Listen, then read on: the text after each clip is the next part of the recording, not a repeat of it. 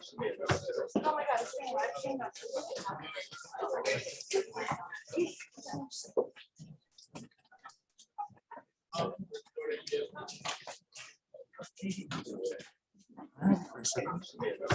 Oh my God, I've seen that.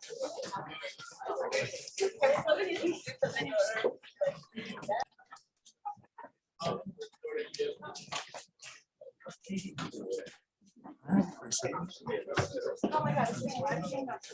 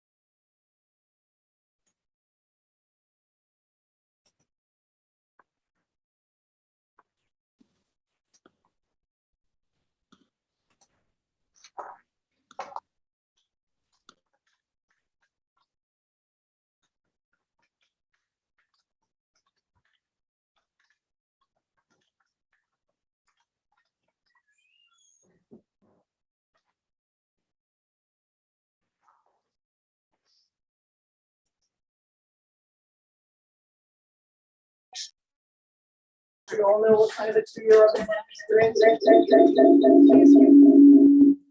Please give your faculty.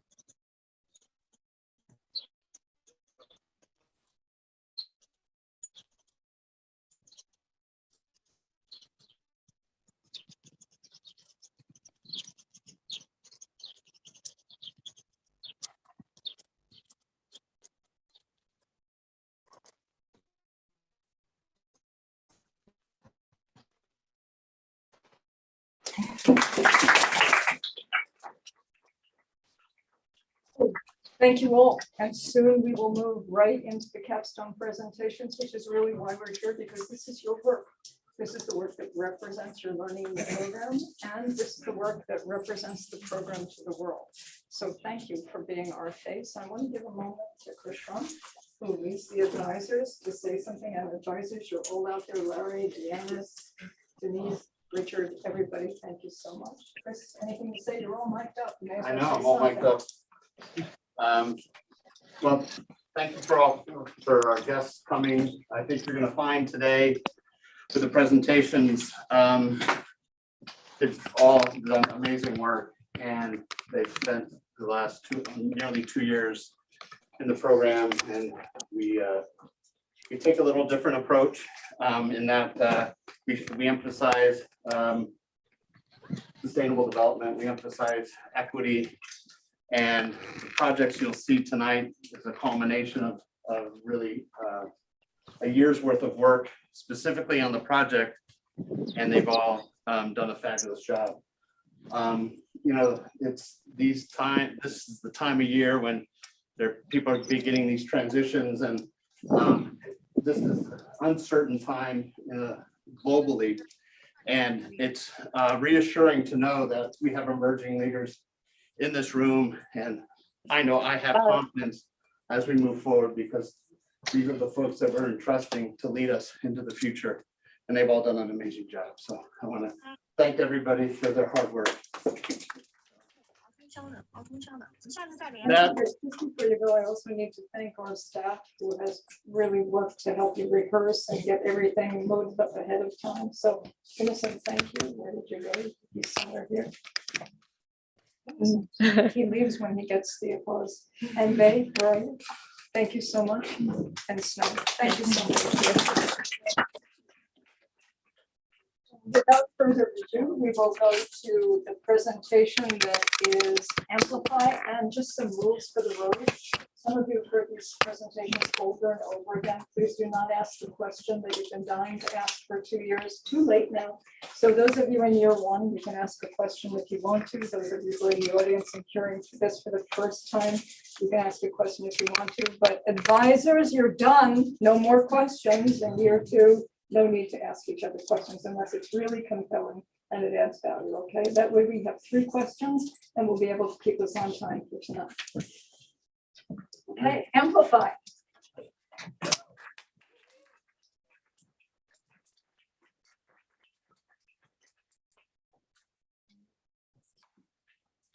Thank you.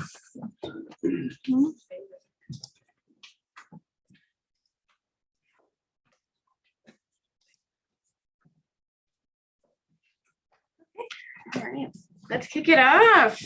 Good evening, everyone. We are Amplify. We are so excited to be sharing with you all of the work that we have completed over the past few months, and thank you so much for your attention. Oh no. Oh, sorry. Our team is comprised of Shiva, Paige, Cher, and myself. Our presentation will reflect our process, beginning with key insights made during the discovery phase, further project development and define, our design as a result, and concluding with a tangible deliverable. So at the heart of our project is this concept of digital connectivity. Who has it, who doesn't, and what are the consequences of not being? COVID-19 has made it clearer than ever that access to the internet is a necessity, not a luxury.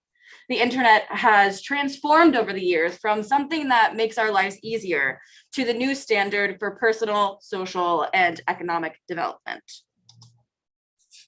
However, despite our growing reliance on the internet to accomplish just about anything these days, there are currently 19 million Americans who lack internet access in their homes. This is the digital divide, those who have internet connection versus those who don't. The result of this divide produces large inequities to the access of quality education, healthcare, and professional opportunities, just to name a few. Significantly, over and over again, studies show that low-income communities are the least likely to have broadband access in their homes.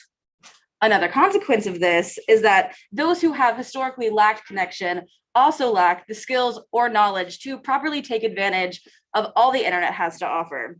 These skills are referred to as digital literacy. So considering the marginalizing effects that poverty already has on communities, it seems that those who serve to benefit most from increased connectivity face the largest barriers to participation. In addition, major telecommunication companies such as Comcast and AT&T have utterly failed to expand access into these underserved communities. As a response to this, the Biden administration has now turned their attention to supporting networks owned and operated at the local level. They are pledging to give priority funding to networks from local governments, nonprofits, and cooperatives. These are referred to as community networks. Community networks are created and maintained for the community, by the community. They work by providing free wireless broadband access around a neighborhood to expand connectivity for those who might not have it in their homes. Beyond connection, these networks can be programmed to provide a range of services, such as online discussion forums and an extensive bank of local information that can strengthen community development. So, through discovering the viability and real opportunities that these networks possess to democratize internet access for all, we began to think about what steps needed to be taken to not only advance the implementation of these networks, but to make sure that they're being taken advantage of by residents once they are installed.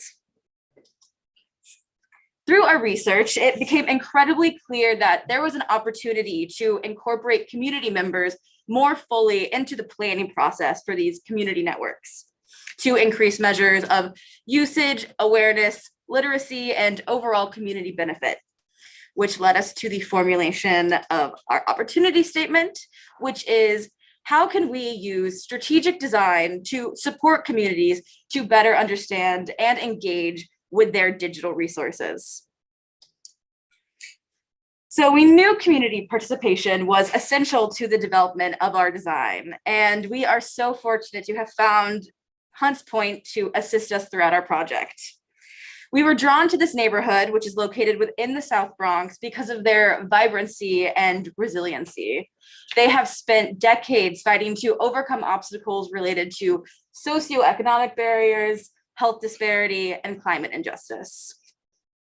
And at the heart of these efforts is The Point, which is a nonprofit community development corporation focused on the economic and cultural revitalization of Hunts Point, who we have been partnered with throughout our project. They do so much for their community, but we were really focused on their community network that they have, which their digital stewards have been maintaining and installing for community use since 2017. Partnering with The Point allowed us to directly address the 9th United Nations Sustainable Development Goal, mainly because we are working with the telecommunications infrastructure at a local level. When looking towards our approach to community engagement methods, we look towards a few models and frameworks and materials to guide us. For example, we used the 3 Cs because we are wanting to involve community members in designing solutions to amplify the current cultural diversity in their area and to strengthen local resources, which can lead to community capabilities to create commerce in their own area. We also looked at material for the Arts, Culture, and Social Policy course. The community engagements that we chose to do were interviews and a charrette. We chose a charrette because it is a workshop format type of engagement that allows a group of stakeholders to come together, resolve issues, and ultimately map solutions. So we thought this was perfect for the Hunts Point community in order to reimagine their digital resource. Our charrette was located at the Point's main campus with the Hunts Point community residents and some executive staff from the Point for a total of 2 hours.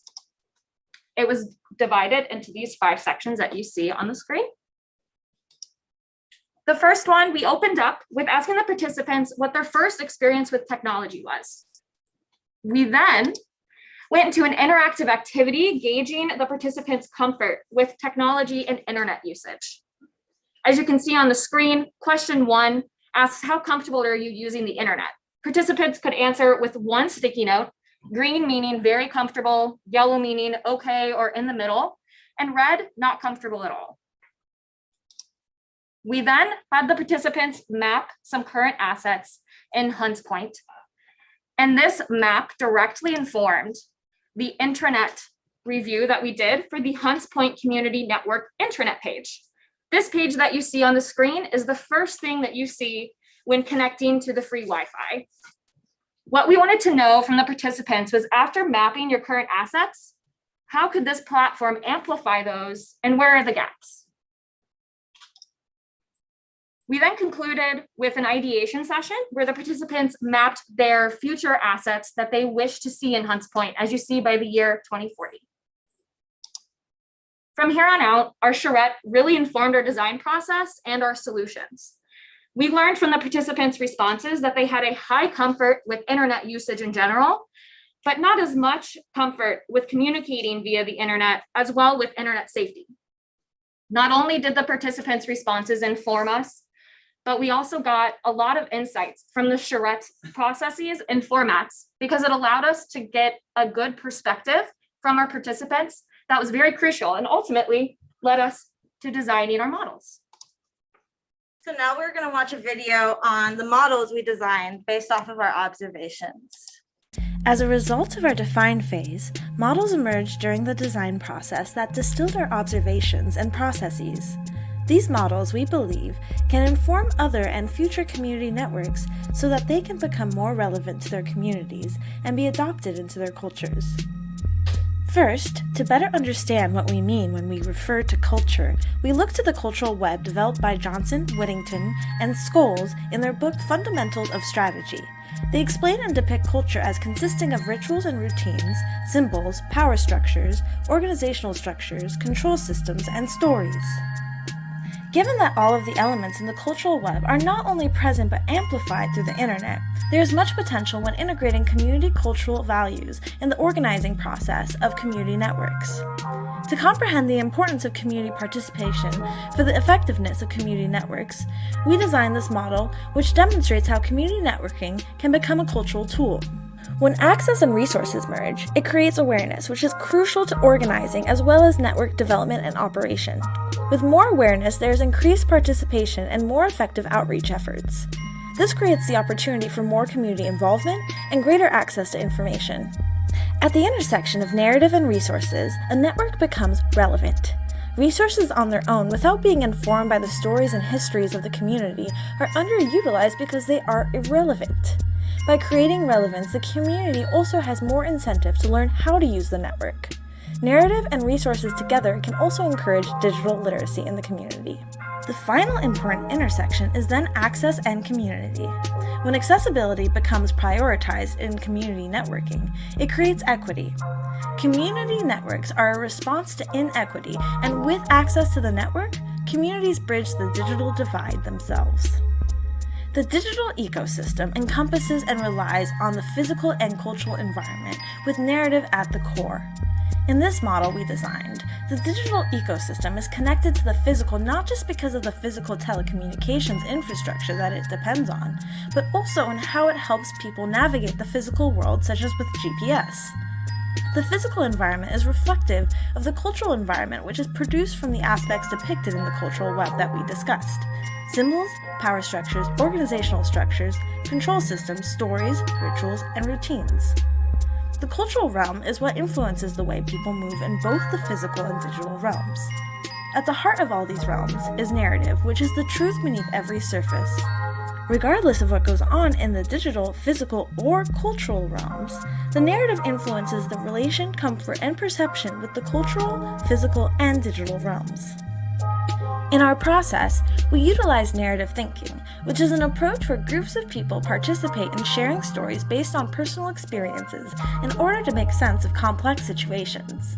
In our design for narrative thinking, we created this framework for facilitating, which starts at sharing narratives, assessing them, and then imagining their future. For communities to be able to adopt and adapt our process, we designed this model to help guide them. It recommends that activities be split into themes of past, present, and future that allow participants to assess their comfort, relationship, and needs with the network, and then imagine cultural implications, capabilities, and reimagine current assets.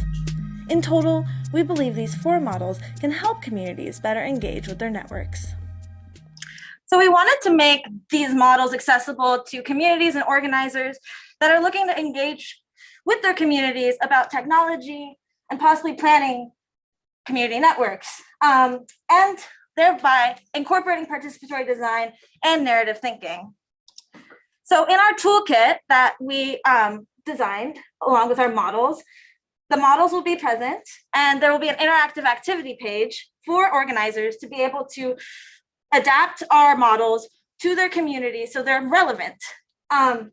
We're also including our case study with the Point and the Hunts Point community as an example for people who are beginning this process. So we are lucky to be partnered with Community Tech New York. They received a $250,000 grant from New York Community Trust to create the Community Internet Trust. And so they will be utilizing this toolkit and distributing it as they begin to collaborate with more communities in New York who are starting community networks. The New York City Internet Master Plan is really encouraging the build out of more of these networks, as we discussed earlier. So this will be part of that. We wanted to make it accessible to people. So this is a sample budget of what it would look like to conduct this. If, for example, an organization were to want to apply for a grant to be able to conduct this toolkit. And so our models lead to the toolkit for communities to be able to design their participatory design process, which leads to the prototypes. And so we have prototypes from our experience with the Point, conducting what we did. And Cher is going to share those. Okay, so based on what we have observed and you recommend as assurance, we create 4 prototypes to be incorporated in Hunts Point Community Network. Firstly, we have the bulletin board because the participants said they want to more communication and information for community. And the next one, we have food glossary and cookbook, all reflect the diversity culture in Hunts Point and to be encourage a greater understanding of each other. Last and most important one, we have a technological sign up, which currently hold in the Point, because these courses will encourage participants to explore more digital literacy and host their own network spots to extend the community internet coverage. Okay, so for the outcomes, just jump out from the typography we customized for Hunts Point, what some assurance outcome should be expect for any community followed our toolkit. Here we have a checklist will also be included in our toolkit to help the facilitator to measure their success of their short range process, which we can see here, increasing resources, participation, and the number of hosts, and also the usage of community network. For the sake of time, if you guys would like to contact us and talk about the economic impacts that we anticipate for the communities, we are happy to. This on the screen is what we have anticipated. Also, for our next step plan, we will releasing out our finalized toolkit first, then do some user testing and refinement. Also make sure to measure the success of the prototypes in Hunts Point. We would like to thank our advisor and all the communities that made this possible. Thank you very much. Thank you.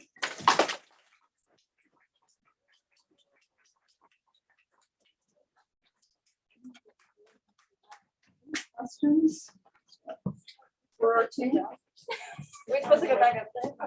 Yeah, I think until we. Oh, We're sorry. still on the hot seat. Okay. Any questions from year one, from some of our visitors? Are there any questions online on Zoom?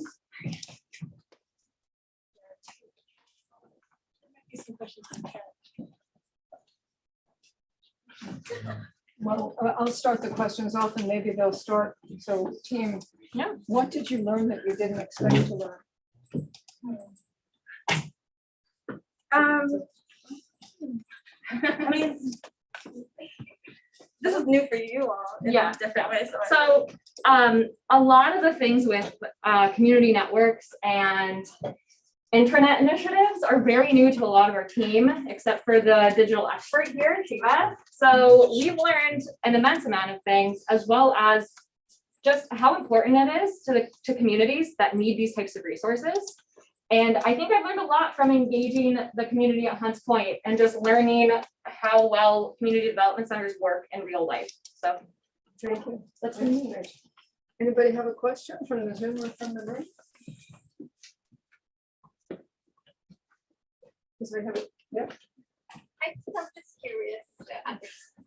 think I'm just curious to understand, you know, how this model would sort of work in like different neighborhoods in the city. I mean, different neighborhoods have different kinds of demographics and they sort of act differently. There's like a different kind of clientele in every community. So are there any insights on what that would look like when applied somewhere else, the toolkit that's developed? Yeah, our toolkit is really centered on narrative because we learned that is when all else fails, that's what a community has. And that's what also differentiates communities with each other. So that's why we really wanted to make sure narrative was at the core of our models. And that's something that, you know, really, again, belongs to the communities. So as they apply these models, we hope that their narrative is what guides them to understanding better, maybe their needs and their capabilities. Thank you. Thank you.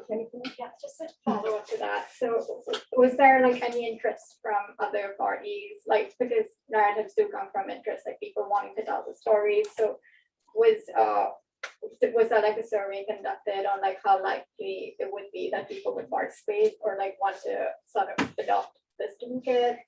Yeah, so that's part of the user testing that will happen, but we've been mostly working with the Point and Hunts Point. And we were lucky to have 12 participants, like page 10. And what was I saying? Yeah, also, I think that since I don't know too much about the technical distribution of community toolkits, but a lot of different communities already have these implemented. And a lot of them just aren't targeting relevance and making it more usable for the communities. So I think that's also where we would come in with this toolkit, as well as our partner with CTNY and the grant funding that they've been given. So it's quite relevant. Yes. Yeah. Yeah, so I mean, that's really what inspired our models. Like, we started with that defined process of the charrette. And at that point, I don't think we really knew we were gonna come out necessarily with models. And it was when we really distilled like our observations of what really comes together when you have community participation, were we able to extrapolate these models. Thank you. Thank you. Any remaining questions? If not, I'll use on the Zoom. No, I'll use this chat. Is there somebody asking a question in the chat?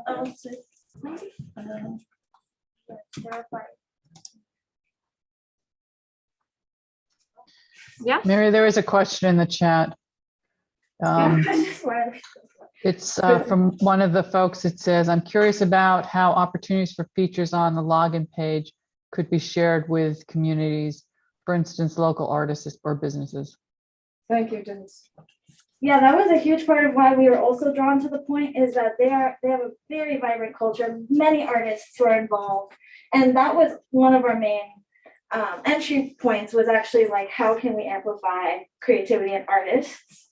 And so one of the questions we asked in our second activity, that was the one with the Post-its, was how do you use the internet as part of your creative process? And it was interesting to see the results of that, because many people did.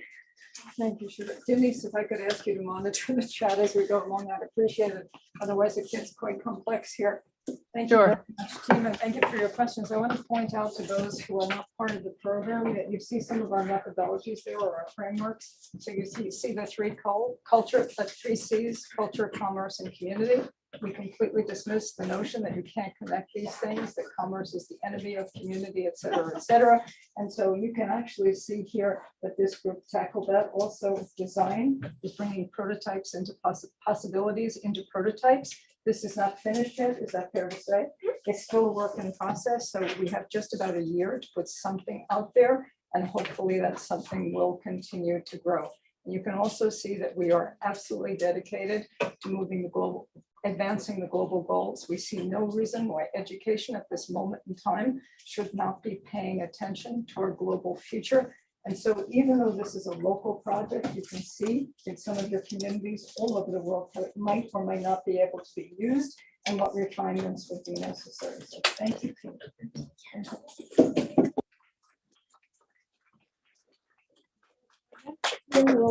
Next step, arts and cultural collaboration. Yeah.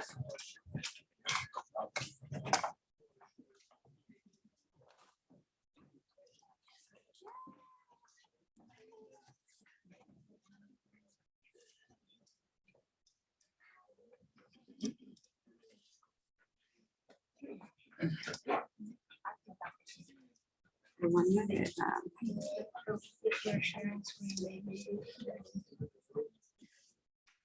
oh, I see what you mean.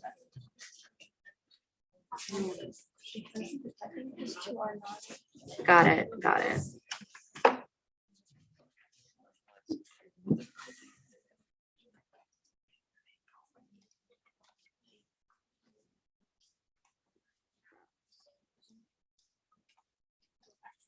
I'm going. Give me 1 second. Yeah, yeah. Mhm.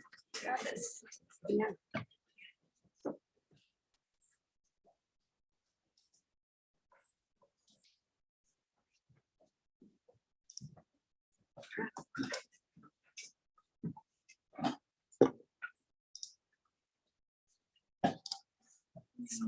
Did you start sharing? No, because I can't find my.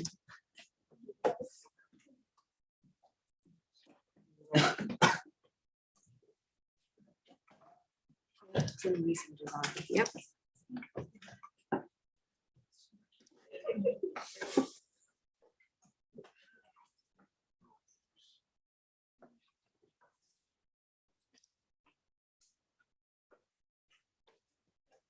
Maybe you can find it first. Which one is it? Go to basic.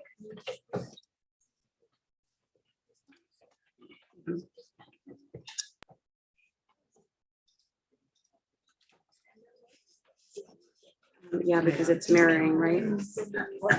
I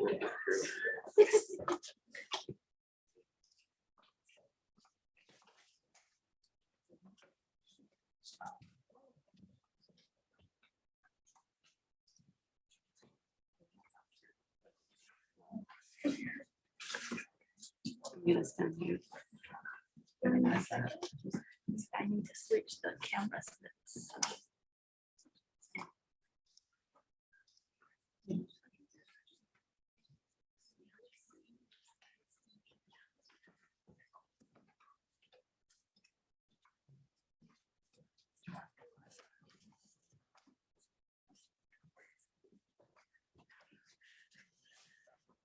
Up to the top. Go to the top and then click the square. Minimize.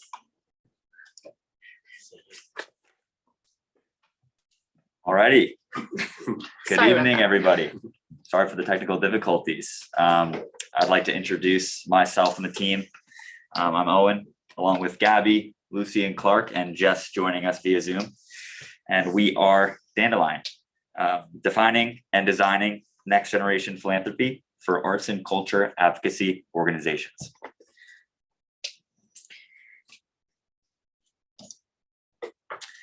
We work to help engage with donors and increase relevance here in New York City and the surrounding areas.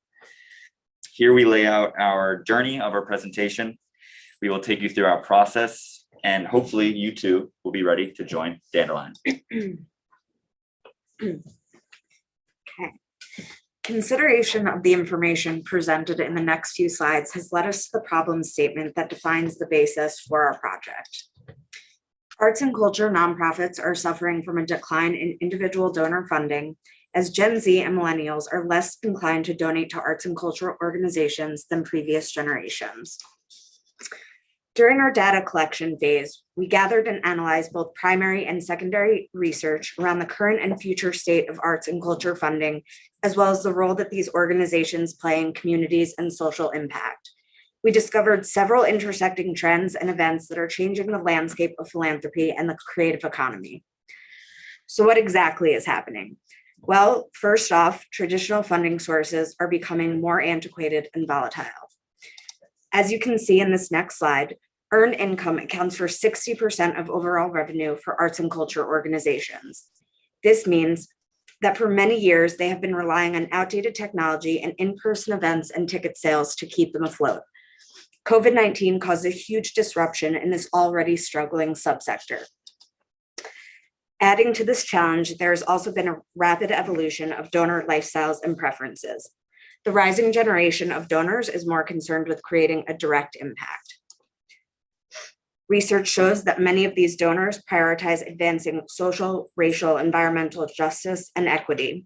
They seek specific, measurable impact, and they embrace technology to engage with and help solve pressing issues. Which leads me to our final overarching key finding. Arts and culture organizations are clearly struggling to foster and articulate their impact. While 90% of respondents from our survey and 100% of our focus group participants said they believe arts and culture can be a catalyst for social justice and systemic change, few of them are aware of how or if this process actually takes shape. Reimagining is required if we expect to sustain a thriving arts sector that expands economic opportunity, heals communities, strengthens democracy, and inspires creative solutions to local and global challenges. So taking into consideration the identified problem and key findings from our research, we'd like to show you a short video introducing our solution. Allow me to introduce you to Dandelion. Built on ease, impact, community, and transparency, Dandelion is a bridge that connects future generations of donors and philanthropists with advocacy-driven art and culture nonprofits. Dandelion is an online digital platform with mobile capabilities that allows individuals to make flexible monetary contributions to local nonprofits in the arts sector, either as one-time donors or recurrent monthly donors, or simply whenever suits them. Users can easily search on Dandelion to compare different organizations' impact, missions, and values before deciding which organisation they want to support. Our platform also creates communities by connecting like-minded individuals with shared interests and values, such as supporting local artists, social justice, or simply those who just care about making a difference. Donors can create and personalize their own profile page where they can connect with other users who share their values and support the same organizations. Users can also link other social media platforms, such as Instagram or TikTok, on their profiles. The advocacy organizations themselves will be able to use Dandelion to transparently communicate the work that they are doing, how donations are spent, and connect with donors. The money that they receive will help to support their organization's work within the communities that they serve. Our mission is to provide a dedicated space for arts and cultural advocacy organizations to communicate their work and exhibit cultural relevance whilst expanding their donor bases and helping them to achieve maximum impact and advance their missions. Dandelion, supporting art and culture, creates community.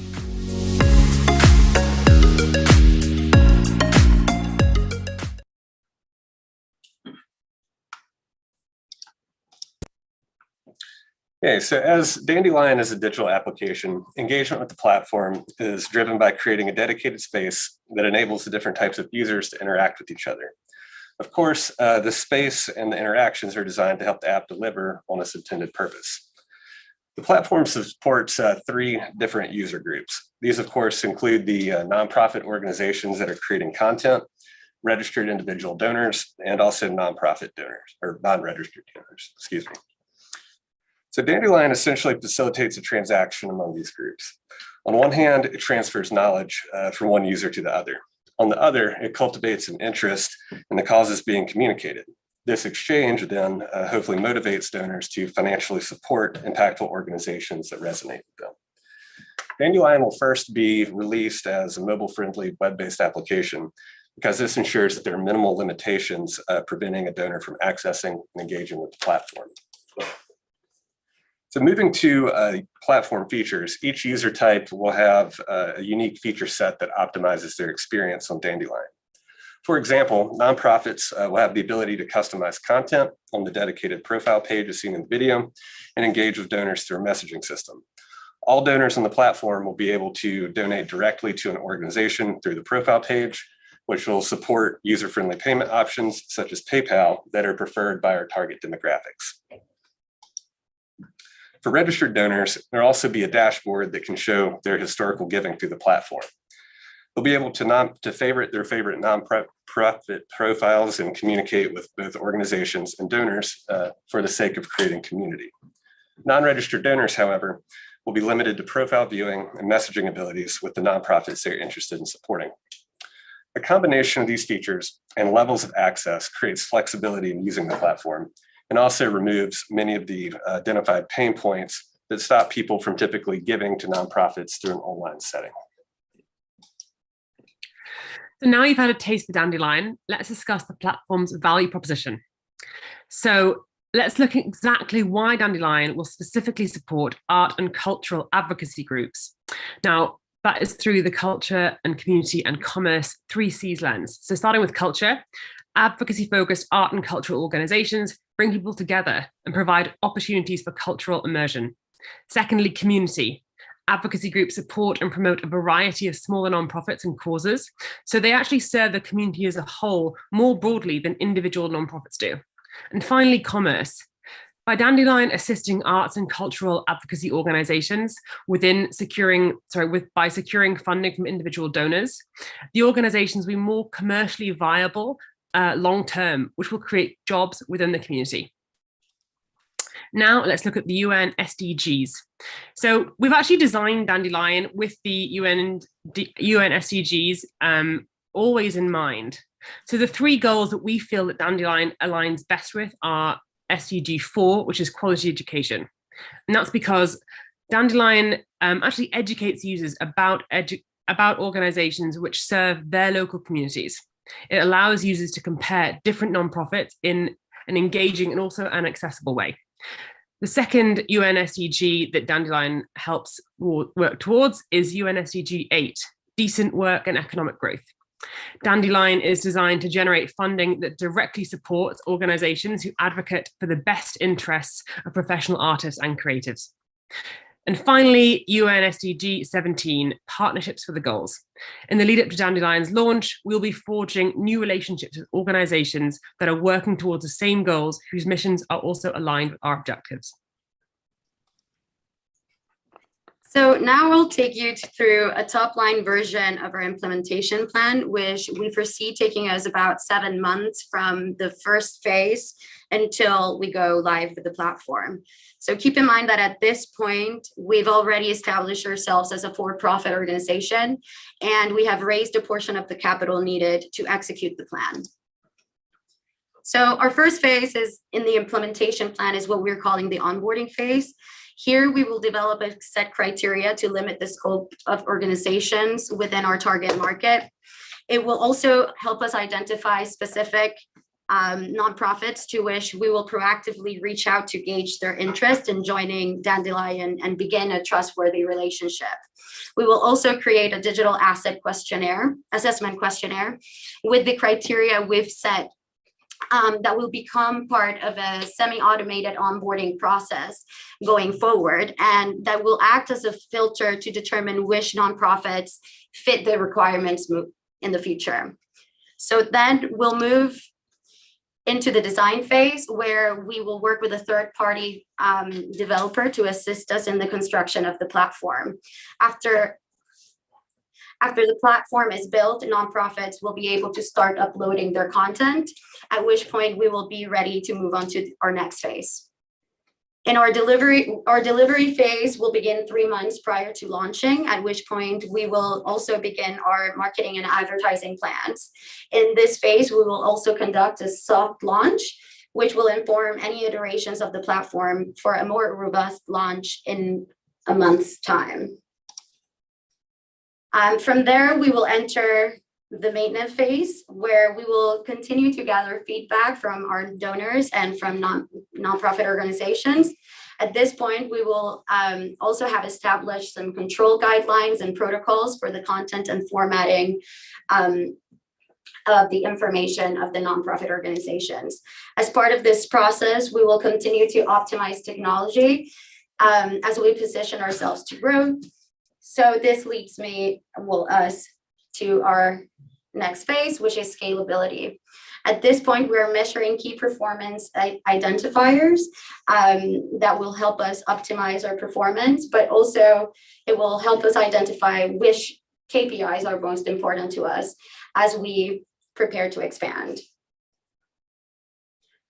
So we've designed the platform to be scalable while maintaining lean operations. In other words, simplistic enough that wouldn't require more manpower or additional resources. So our plan is to launch the platform in New York, and then we would expand to reach out to other nonprofits within the tri-state area.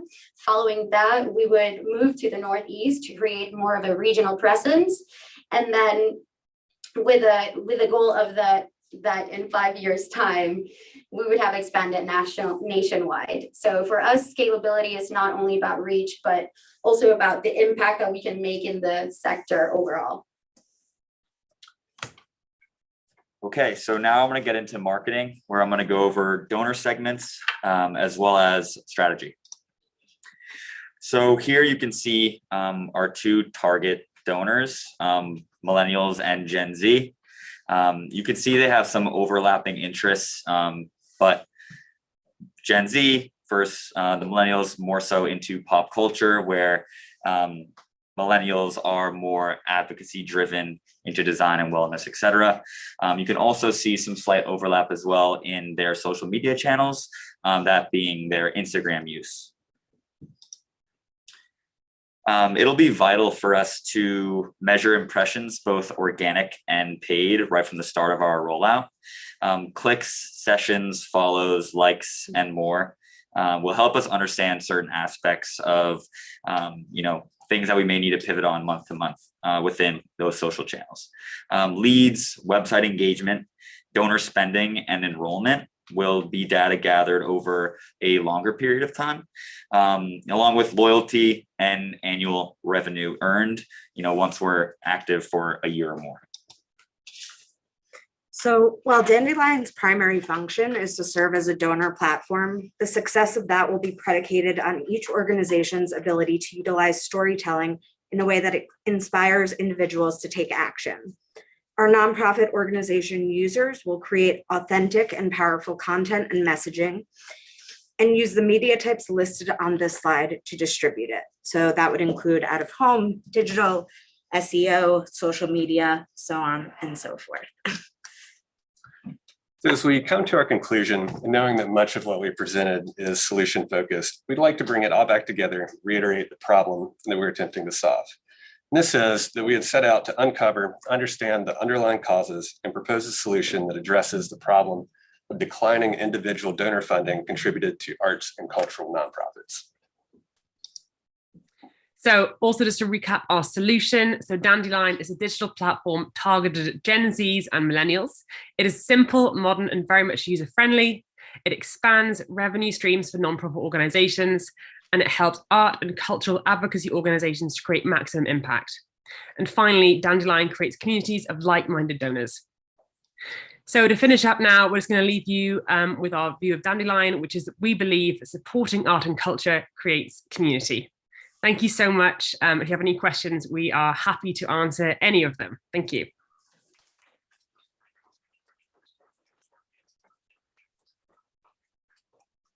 Any questions? Yes, I was thinking you might have a question, Amber. Where is the, here we go. Here you go.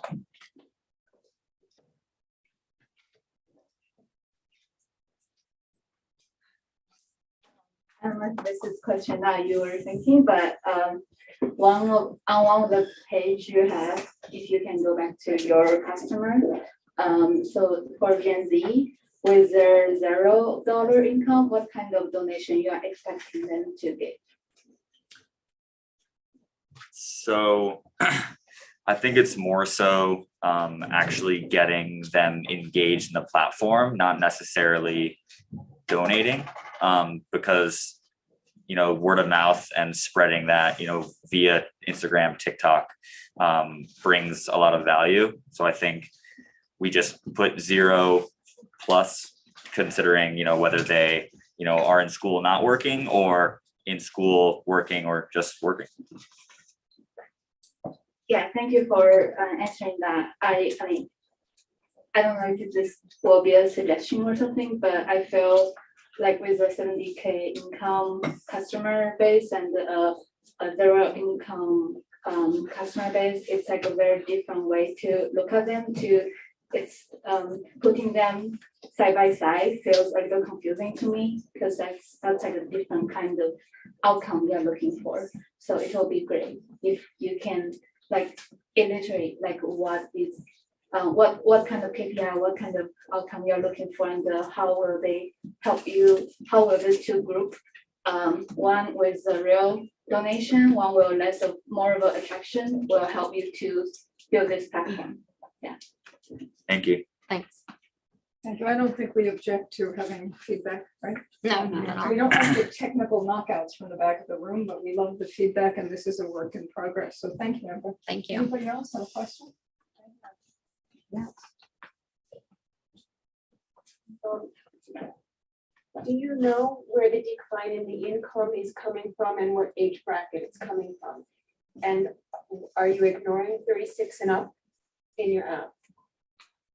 So to answer the first part of that question, the individual funding decline is coming from, as I mentioned earlier, COVID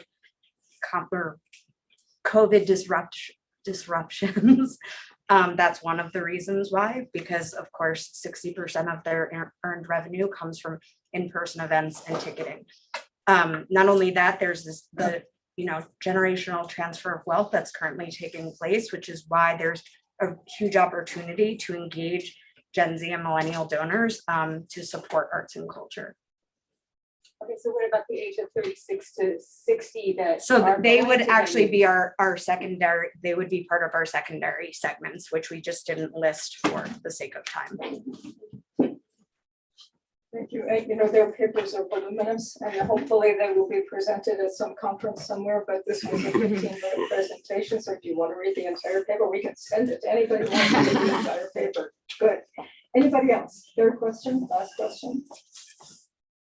Okay, so what can we discover Wait, here? one more thing, Mary, just following up on the decline in donations. The change in tax law under the Trump administration, hard hit before even COVID, really hit hard donations for not-for-profits. The change in the standard deduction, and so that people cannot get the threshold, so that people do not get the deduction for their charitable contributions, has made a huge difference. And so you folks may want to just amplify some of your discussion about that, because it's really the smaller donors under, you know, several $1,000s who were really impacted. It was a tipping point. If you know, you were able to itemize on your tax returns to be able to take the deduction for the donation. And there was a rule made for 2021. I don't know if it'll continue, that you can, even if you don't itemize, take up to $300. We'll see if that's made any difference, but that's a huge factor. And especially in some of these earlier age groups who, you know, they're going to take the standard deduction. They don't have enough to itemize because the threshold's so high. So just keep that in mind as well. Thank you, Denise. That was Professor Denise Tahari there, who has a CPA and could speak to all of these issues. So thank you, Denise. And I think also one of the things we know is we're competing with a lot of bad things that are going on in the world. So people want to give to the good things. They want culture to be vibrant. Everybody wants to participate. And the next time there's a hurricane, next time there's some kind of a refugee event, everybody immediately reaches into their pocket and they attempt to figure out how they can take immediate action on what seems to be an immediate need. So can we all agree that part of the reason we like to be alive in the world is because of culture, because of art? So if we need to stay alive, we also need to want to be alive. That's a harder sell when you have all of the things that are going on in the volatile, uncertain, complex, and ambiguous world that we're living in. So thank you, team, for addressing this problem, because it's not going to go away. Thanks. Thank you. Thank you. And the next team will be team, you know who you are. You know who you are because you're very, very well rehearsed. Thank you. Thank you so much. Oh my goodness. Yeah, you're welcome. Thank you, Gabby. So this is Team Guidebook for the Performing Arts, uncovering opportunities in non-traditional spaces. That's us. So welcome everyone, and thank you for joining us tonight. We are thrilled to share with you the product of our capstone project, which is our guidebook for the performing arts, uncovering opportunities in non-traditional spaces. So this guidebook is designed to help performing arts organizations and professionals design unique performances outside of theaters in order to positively impact commerce, community, and culture. So right now, I encourage you all to take out your phones, and we would love for you to scan our QR code so that you can take a look at our first draft of our guidebook. There's a physical copy that Lorena has that is starting to sort of pass around. If you get it, take a look and pass it on. Catherine, for the people online, we cannot see your screen. So can you share your screen and then we can get the QR code? Sure. Sorry, Zoomites. No worries. And now in the rush of things, I'm forgetting how to share screen. There we go. Is this not? Great, thank you. We can see it, but you need to make it, yeah. Oops, no, you unshared. What? Thank you. There we go. Great, thank you. Okay, so we will be using this guidebook as sort of a roadmap for our presentation today, and we encourage you to hold your phones horizontally because then you can see how it sort of looks like as a book. So our guidebook begins with a letter from the authors, and this is sort of a summary of our capstone journey. So we came together in May 2021, and as we were exploring different options for our capstone project, we discovered that we were all incredibly passionate about the performing arts, but we were also incredibly concerned for the performing arts because of the COVID-19 pandemic. The pandemic caused immense disruption and uncertainty, and there was really no clear path for resiliency. In New York City, revenue from the performing arts plunged by 70% in just 9 short months. Broadway was forced to close down for 18 months, and 99% of producing and presenting organizations had to cancel events during the pandemic. So knowing all this, we knew that we needed to act. So we began our research focused on COVID-19 and the impact on cultural tourism and the performing arts. And we became really fascinated with these examples of performances that were happening outside of theaters all over the world. Some examples, like the New York Philharmonic Bandwagon, were a response to the COVID pandemic, and others, like the Festival d'Avignon in France and Aranya Theater Festival in China, were there long before COVID happened. So we soon discovered that all these events have immense positive impact on community, culture, and commerce, and we decided we wanted to help other performing arts organizations design unique events in what we call non-traditional spaces. And as we proceed through the guidebook, before getting too far in, we introduce a bit of context and terminology. In this section, you find a brief overview of the major topics we discussed and some of the main questions we explored throughout our interviews. Additionally, you can find a few definitions to terminology that is used throughout the guidebook to give the reader a bit of a frame of reference as to what it is that we are referring to. For instance, what are the performing arts? In this guidebook, we are mainly discussing theater, dance, and music. And when we talk about the non-traditional space, we are talking about anything outside the 4 walls of a traditional theater. This can mean parks and plazas, but also unique physical spaces like rooftops, loading docks, the bed of a truck, and of course, the digital space.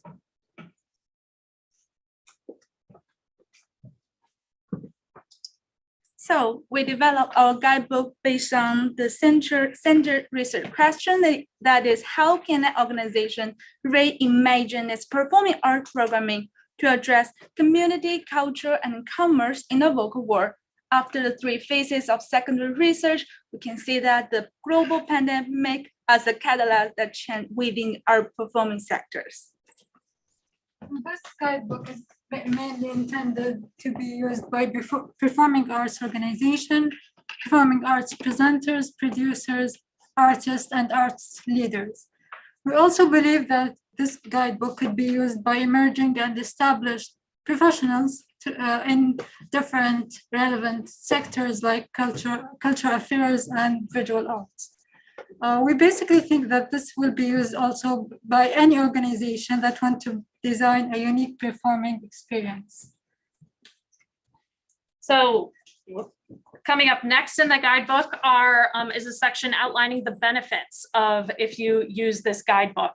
And we believe that by using this guidebook, organizations will be able to address 2 of the UN Sustainable Goals, including Goal 8, decent work and economic growth, and Goal number 11, sustainable cities and communities. And we encourage you to check out all the other benefits, which we don't have time for, on pages 6 and 7 of the guidebook. So as we wrap up the introduction of the guidebook with the benefits, we move into the first major section of the guidebook, which is our highlighted findings. This section features real world cases that we learned directly from the conversations we had with our 21 interviewees who are shown here. These examples, these cases that we highlight in this section exemplify the incredible benefits that can come from producing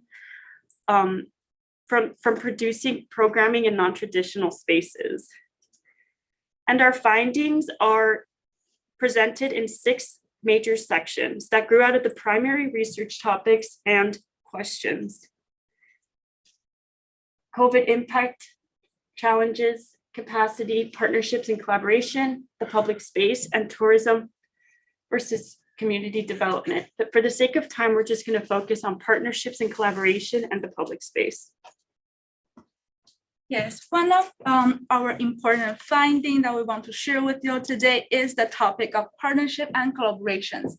Here, a great example is that during the pandemic, the Big Pen Theater Company connected with the West Best Artistic Housing co-launched a program called You're Never Too Old to Play, offers with a fantastic acting classes to the senior citizen, and supported by the Little Island by providing them with free public stage in their storytelling festival. By collaborating of these 3 parties, they really show that they can leverage each other's skills, sources, and talents to maintain a long-term community partnership.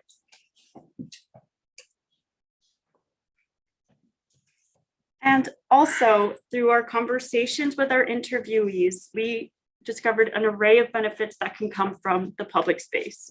But to focus in on placemaking, we came across many incredible findings, some more intentional and others that happened organically. We learned how organizations can recreate and reutilize the public spaces in their community to promote the happiness, the experience, and the daily well-being of the people that live, work, or just pass through their community. Okay, so now, yes. An example is the Garment District Alliance that is just a few blocks north of here in Midtown Manhattan. One of their goals is to make their bid more than just a tunnel or a hallway that funnels people from Penn Station to Times Square. When talking with them, we learned about the life and character that occurs from their visual and performing arts programming that happens in their business improvement district, like the one shown here. Cool.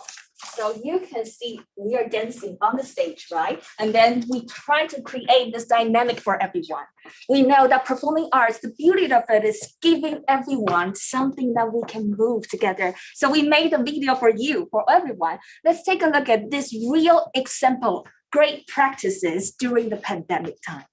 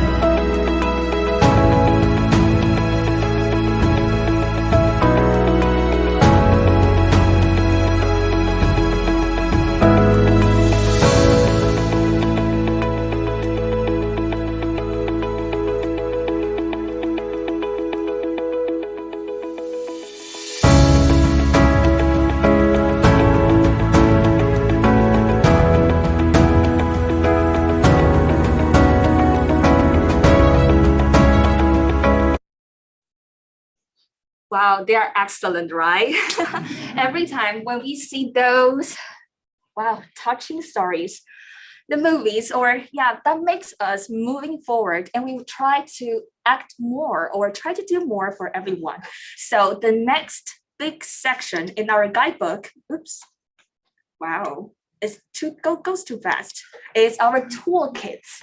Toolkits that we hope to make a roadmap and a series of tools that help everyone to analyze, to discover their opportunity and possibility for a sustainable development.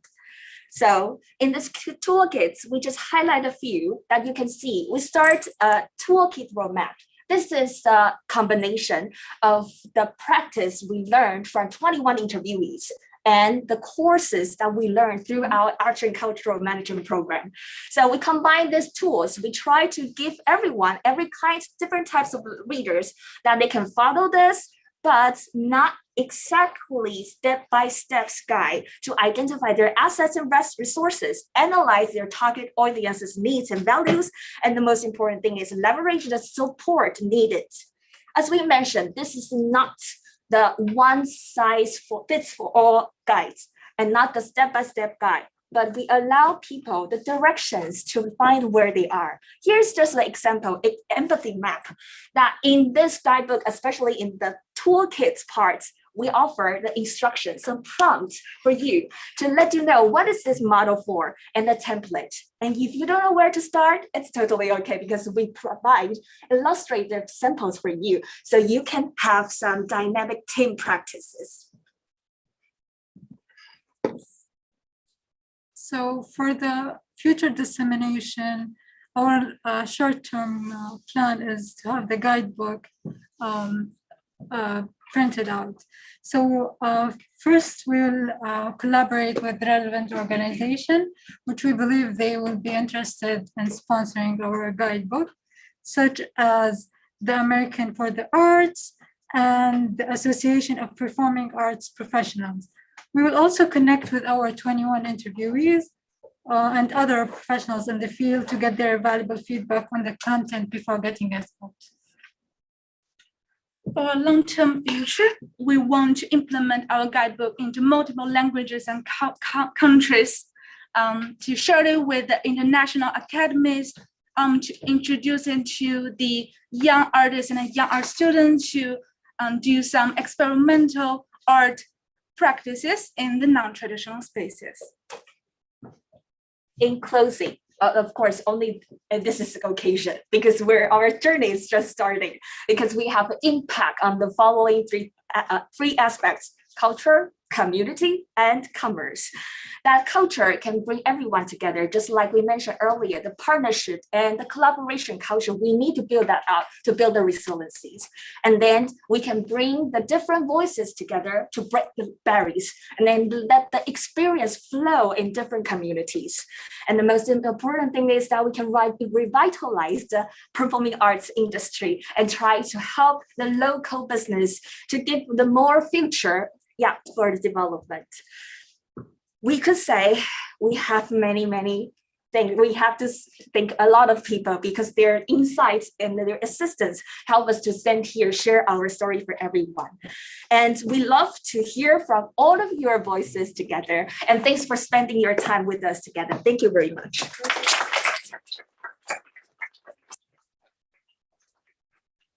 Thank you. We have some questions for this team. You can see they work so hard. If you don't have any question, you can ask them. Just to demonstrate that you're actually listening. So sorry. I'm sorry, one question. Yes. Oh, you're just giving a Oh, thumbs up. Anybody have a question? Anybody in the Zoom room? Denise, are you monitoring the chat? Anybody in the Zoom room have a question? No chat, very quiet. There, no chat, very quiet. Nobody has a question? Yes, Paige. So I guess it's not much of it's a question. So I was curious, since you guys got to interview so many like really crucial people in this field, is there something else that you guys have learned that you didn't get to share with us in this presentation? Any insights? I think something that we didn't really because of the sake of time again, like we didn't really discuss, it's just the concept of as a whole of disruption. COVID is just one form of disruption that can impact any industry. And so just really taking into consideration how, you know, other forms of disruption, whether it's climate change or systemic racism, can impact the fields as well. So. Thank you. Thank you. Anybody else have a question, an insight, a comment, a curiosity? Okay, yes. Great job. I was also wondering, since you did get to interview and work with so many amazing organizations, are you, like what the next steps were for you? Were you going to share your guidebook with those organizations that you work with? Yeah, our hope is to be able to send it to them and get feedback, and then be able to incorporate their feedback to make the guidebook even better. So there are two new points in the chat. Please connect with Yutaka. He will connect you with the AIA in New York City and New York State.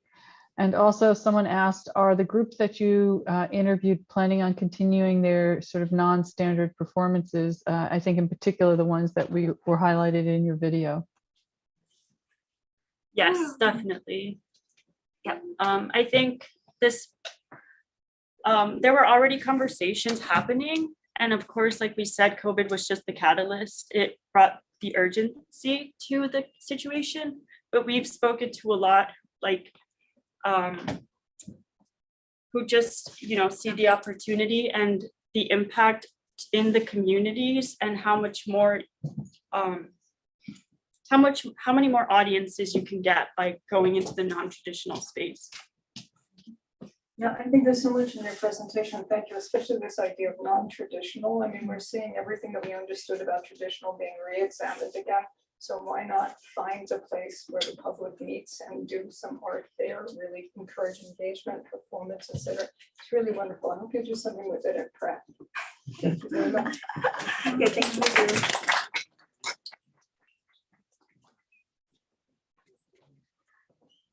And our next.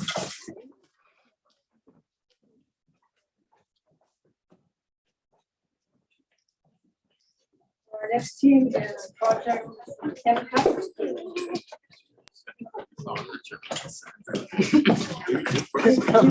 I know. I'm not identifying your teams as coming from design management or arts and cultural management. Sometimes you can figure that out, sometimes you can't. What they have in common is that we're all here to learn to lead and manage. Where they're different is how they will apply that understanding in their lives, in terms of their professions and their interests. Let's refresh it.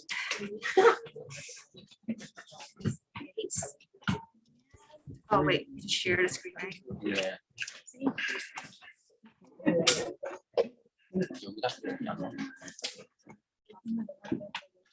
Share sound, yes, yes, share, and then we'll minimize this.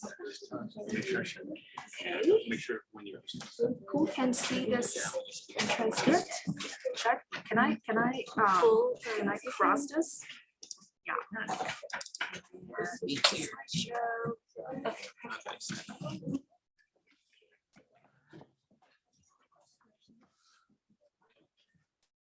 All right, thank you for being here today. My name is Abdullah Fauna, alongside the other members of my team, Bay, Brad, Yufi, Yishi, and Young Mung. We are very proud to present Impact to you. And we would like to give a special commendation to our advisor who isn't here today, but Denise Tahara. So the overview of what we're presenting today is, first we'll have our background, which will be a quick video leading into our research methodology, the findings of our research, the product design and its features, the sales model, and then finally, what's next. So with that being said, let me just submit this person and then look into the video.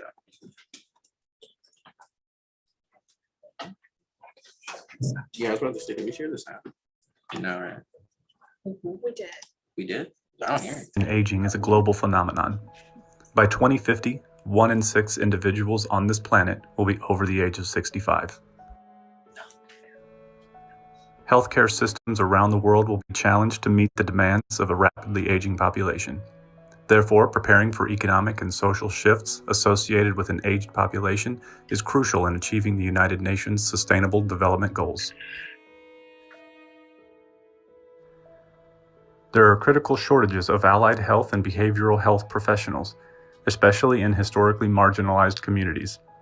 With that being said, seniors with chronic conditions will rely heavily on informal caregivers, also known as family caregivers, to assist in their daily livings. According to the CDC, 6 in 10 individuals in the U.S. have chronic diseases, whereas 4 in 10 adults have 2 or more. The total number of U.S. adult caregivers went up from 43.5 million in 2015 to 53 million in 2020, whereas the time duration of caregiving also increased significantly. Let's look at the day-to-day life of Dorothy and her daughter, who is her caregiver, Sarah. Dorothy is a 65-year-old woman with hypertension and type 1 diabetes.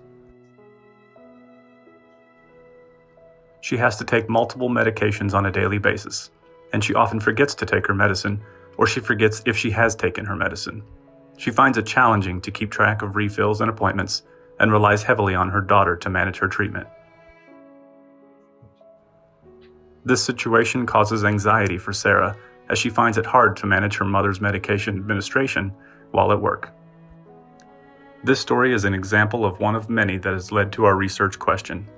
In what ways can we use strategic design to alleviate the stress and anxiety of informal caregivers during the process of medication administration and increase patient adherence, treatment, efficacy, and positive therapeutic outcomes?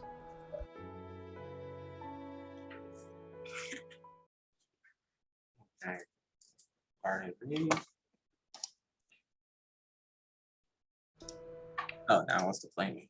Okay, one sec. There we go. So with that being said, as you heard our research question there, but just to highlight a couple of the course theories and frameworks that we use, stemming across a multitude of what we've learned, things such as the 4D model, TBLD and C, strategic technology, design operation, and as well as you can see in the bottom, our 5 SDGs: 3, good health and well-being; 4, quality education; 11, sustainable cities and communities; 12, responsible consumption; and 17, partnerships for the goals. Okay, so this is our research roadmap. We started our capstone research on in-depth interview with 15 caregivers and a literature review.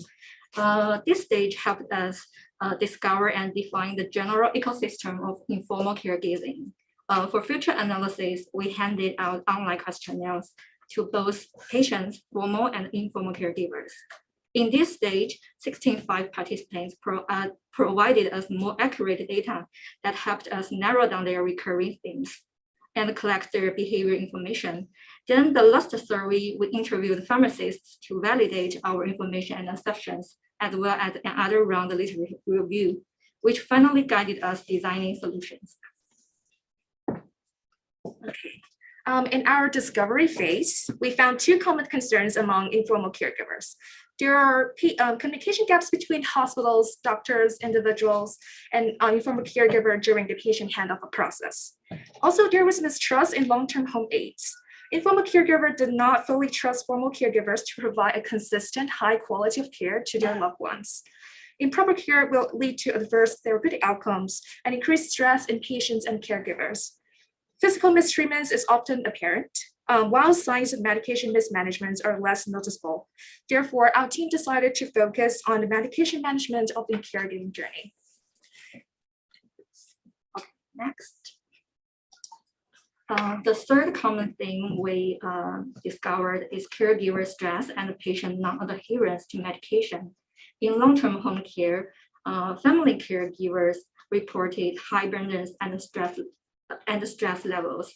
They felt anxious and worried when unprepared for their patients' medication needs, such as overdose or dosage deficiency. A study researched on heart failure patients showed that half of patients had non-adherence to medication, factors including forgetfulness or taking other medicines. A more severe consequence, 1 in 10 patients said being rehospitalized which lead to additional healthcare costs or worse health condition. As our group mentioned earlier, caregiver wants to maintain high quality of care. Therefore, we define that an appropriate medication intervention tool is needed to improve the quality and mediate informal caregivers' involvement.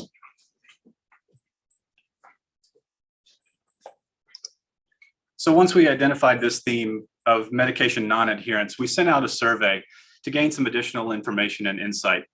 So a couple of key insights into the demographics. 68% of the respondents were female, 51% of them were above the age of 54.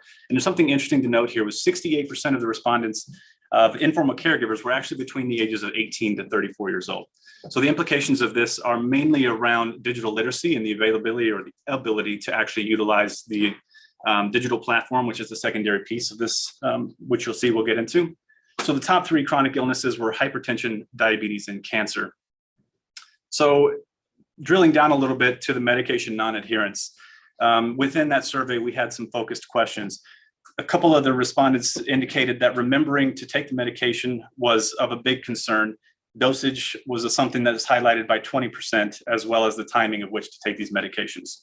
So some of the key learnings here were 81% of the caregivers who responded identified that receiving an alert that their patient had opened their medication daily would be beneficial to them. 51% of the participants administered medication multiple times a day, which is another key impact here. And 67% of participants stated that the patient misused the medication because they forgot to take it or they just missed the reminder.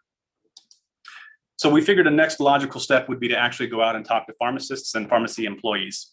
So after doing this, we learned that for the most part, medications are dispensed in three possible ways: pill bottles, pre-packs, which are individual packets or sachets that are filled with the medications with printed dates and times and instructions on them, as well as blister packs. So some of the other things that we learned here that are important to note is that most pharmacies do not actually offer pre-packs. Most people are not even aware of the pre-pack services that are available. And in addition to that, most are not aware that insurance does not cover the additional payments and the additional costs that go along with having these medications prepackaged. So usually the way to get the prepackaged pills is to actually order them from online pharmacies. And most of the people who are in kind of our target demographic prefer to actually go to a pharmacy and pick up their medications in person. We have summarized 4 top pain points for informal caregiver from our interview. The first is the patient frequently forget whether to take and refill the medication. And there's the issue of the pill sorting, patient late medication management skill, no pre-pack service. And next, medication instruction. Patient late clarify about self-medication planning, include unclear about the side effects and whether to continue taking them. And finally, language barrier and poor communication between pharmacy, efficiency, informal caregiver, and patient about their condition. Next, by how this issue influence our design, we design a highly personalized medication system to informal caregiver and recipients, and enable them to alleviate informal caregiver stress and anxiety, comply with the prescribed treatment plan, remind them take medication timely and accurately, monitor the medication outcome and use, prevent re-hospitalization and exacerbation. At the bottom are the UN SDG goals we meet. Yeah.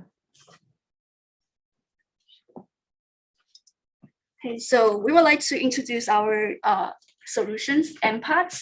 It's a smart pill organizer and the medication adherence monitoring app. We have a QR code here. Everyone welcome to scan to see the prototype of our applications. So Empath is a universal design for senior and caregiver by its digital and physical touch. It's highly personalized and tailored to different illness and to fulfill the patient needs. The size of the size could be adjustable and can be fit into all the size and the type of the medication administrations. So it has a built-in Bluetooth and sensor that connects to the phone to enable the monitoring performance for safety and medication schedule management. So it's HIPAA compliance by security protection to provide privacy of the individual health information while user adopting new technology to improve the quality and efficiency of patient cares. To better explain impact, we would like to refresh your memory on the user journey in the video. Sarah is the daughter of Dorothy. She has to remind her mother to take medicine on a daily basis. These are the medicine that Dorothy has to take on a daily basis with a photo on the slide. Dorothy does not have a system to organize this medicine. And then she has to carry these bottles and insulin pens with her all the time. And Sarah, she found out Impact on Instagram ads, and then she signed up for the service. She was able to order a custom-made organizer for her mother and add all her siblings in the app so that they can take turns to help her mother. So what do we mean by customizable? The app itself first asks you to answer screening questions to make it truly yours. So with that being said, first, let me highlight two features. The data encryption. Impact will use the strongest, most common encryption algorithm there is, AES-256. In addition to that, we have data storage that, as was mentioned before, is HIPAA compliant, looking to partner with the hybrid cloud storage service, Astendia. So looking at the organizer itself, we'll start at the beginning and then we'll go through the no course actually. So are you shopping for yourself? No. And what best describes your relationship then? You can tell us there with your own words. We give a drop down, but as well, there's your own option to put in something else. Following suit, you go into what type of conditions does the patient have? You list that with us there. And we follow suit with asking you what prescriptions are there. Either do they come in a blister PPAP service or do they perhaps come in your traditional CVS orange pill bottle? Following that, please enter your regular treatment routine, including vitamins. Then we see your medicine, if it considers the name, dosage, time, whatever size the pill is. In addition, if you take any other medications. With that, it then asks you what size are those and gives you a final AI solution as to what your organizer would look like. Let's take a closer look at the organizer. Caregiver can come in once a week to sort out pills and set up a routine for the recipient.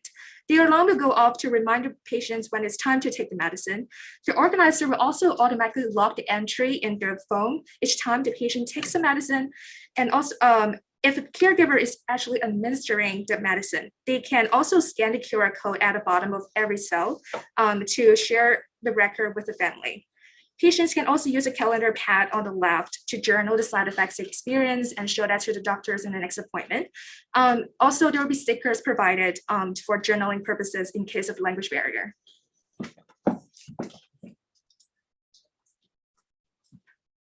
These are the general component of our impact organizer. You can see the trees for the tablets, and there are areas for patient syringes, cream, bottle cream and gels, and we also have the pre-pack roll, medical device, controlled substance safety box, keeping patient medication stored away, and safety protect can help prevent accidental ingestion.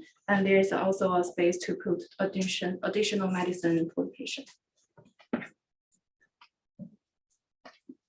So one of our main features of the app is to have building your own organizer. So first, the user will find out the information regarding to their medications of their user habits.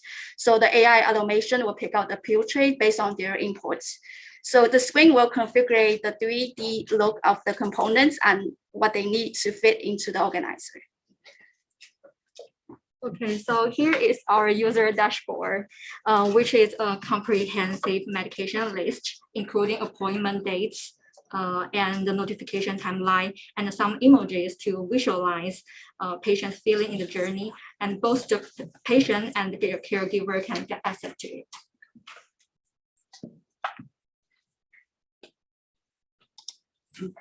Okay, so the next feature is the prescriptions. So it helps to set up the medication routine, shows all the detail of the prescriptions, the name, the dosage, the frequency, and the instruction, and also user pickup pharmacies. So it also have a reminder of the user next refill days.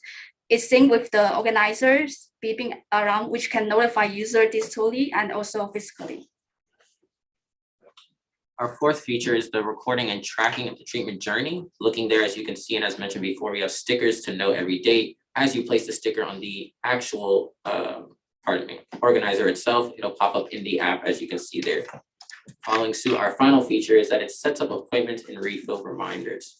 So as you can see, you have Dr. Chen and Dr. Green, their clinic locations right there in the top. And on the bottom, you have Dr. Chen and any specific to your visit, such as the blood test there, and that you'll have to come back in a week.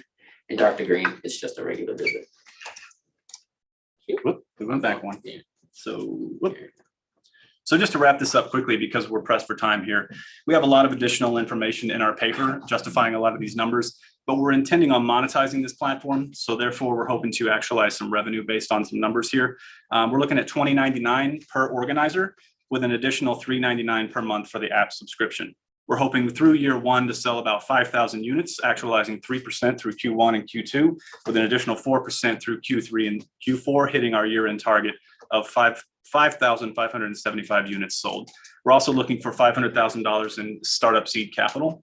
Again, there's more information if you'd like to read our paper, but we're obviously pressed for time.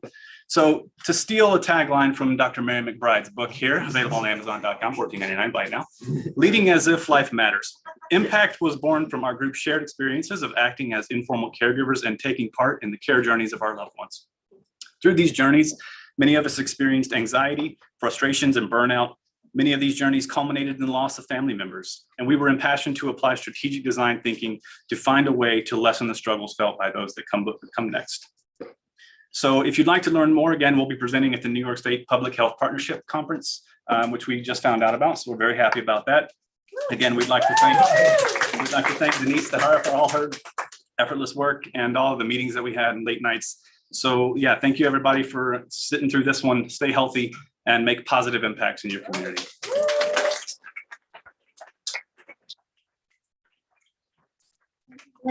Thanks for the pitch, appreciate it. By the way, the subtitle of that book is An Invitation to Attend a Future of Our Own Making. Great, So we'll add that for the instead next. of, no, you did just fine. So instead of doom scrolling, let's get busy on creating the future we actually want to live into. So thank you.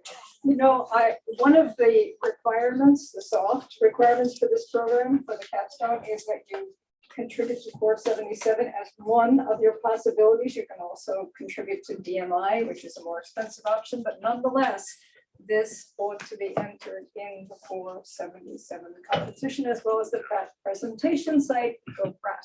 So thank you very much. Questions for this team? Thoughts? Yes. I have taken care of my mother in her senior years and her passing. It's complicated. I think this is a challenging option. Yeah.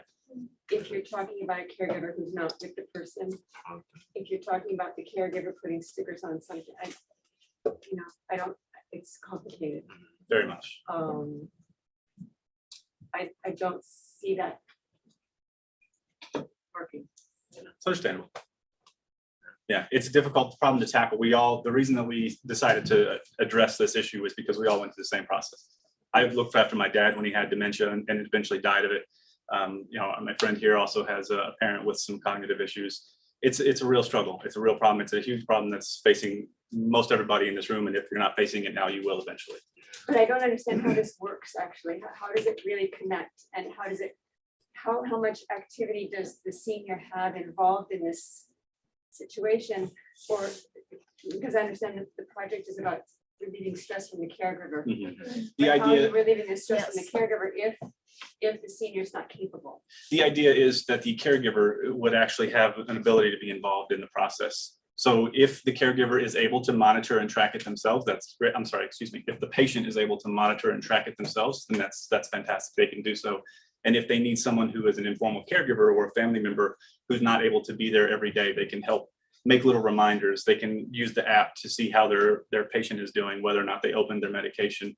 So at least helping to get an idea that they took it, and at least be able to look in on how they're doing. Maybe they can go back and check and see, okay, I have an appointment. My mom has an appointment on Thursday at X amount of time. She has a refill coming up on her, whatever the medication is. So it's at least a way to organize and aggregate the information that's being thrown at you on a daily basis. Also, there's existing technology out there that enables that the tracking happens when the patient actually open the organizer and then open the pill cells and take out the medicine that will the organizer will log an entry on the phone that enables the informal caregiver to track and see the entry from a remote location.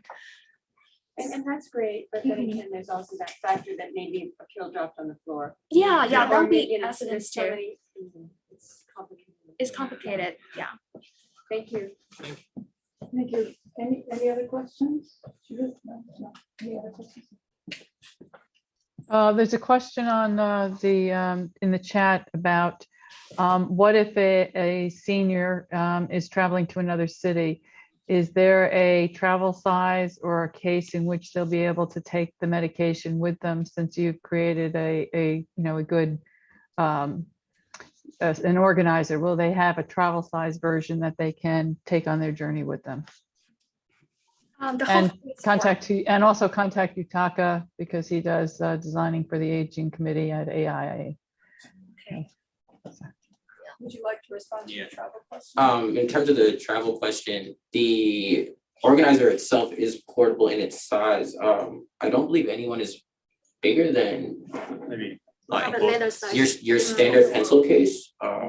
And so with that being said, it should be portable enough to go already, but if not, the organizer is also made with the AI algorithm to fit the needs and sizing of what the patient needs. And so it should hopefully fit what they need to go on a daily basis. If not, though, they could also request another one that does fit then the standard sizing of what they need to travel with. Thank you. I had a question on the compartment for the syringes, like the single-use kind of medications, and how often that would need to be refilled, because I feel like that would take up the whole compartment. And so would that be like a daily thing that they need to have somebody reload, or? Yeah, is there a way- so essentially, I'm pretty sure we said no questions from second years, but that's fine. No, I say, yeah, it's basically like the monthly organizers now, but you can flip open each one for a week. So that's the idea. So basically, it does take a long time to load. That is one of the time sinks that would be involved here, yeah. Okay, so second years now that you've been again officially excluded. Anybody else have a question? Yeah. Last question from online was, what about emergency medications or inhalers, EpiPens, things like that?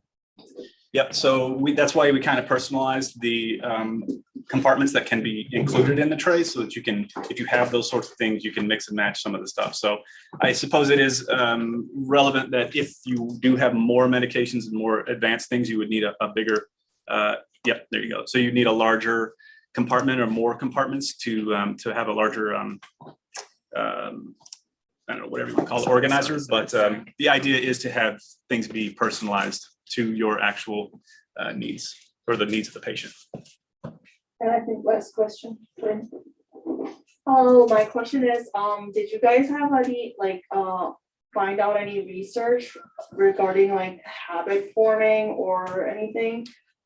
Because I think even with an organizer, I would be reluctant to just put my pills from the prescription bottle into the organizer. The pill bottle is already there.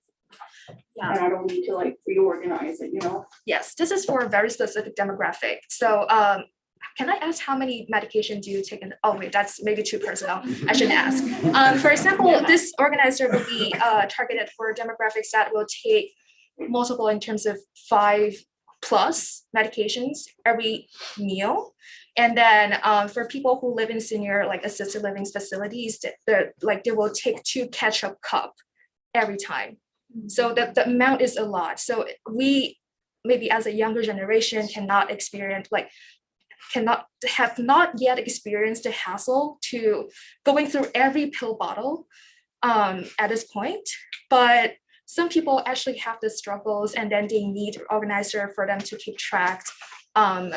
And we believe this is a better solution than the pill bottle too. Thank you. Thank you. Thank you very much. And our next speech will be by the arts.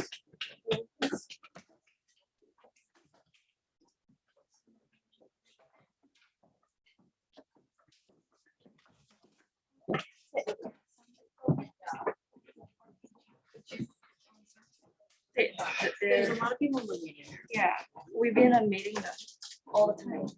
What, I just got a text, and she just said, can someone let me in? So We just disabled right the now. waiting room now. Oh. There's no. Oh, way. okay. As long as it popped up, we admit them. Which one is there? We pulled it up on Canva because we have a video. I think it's this over here. Yeah.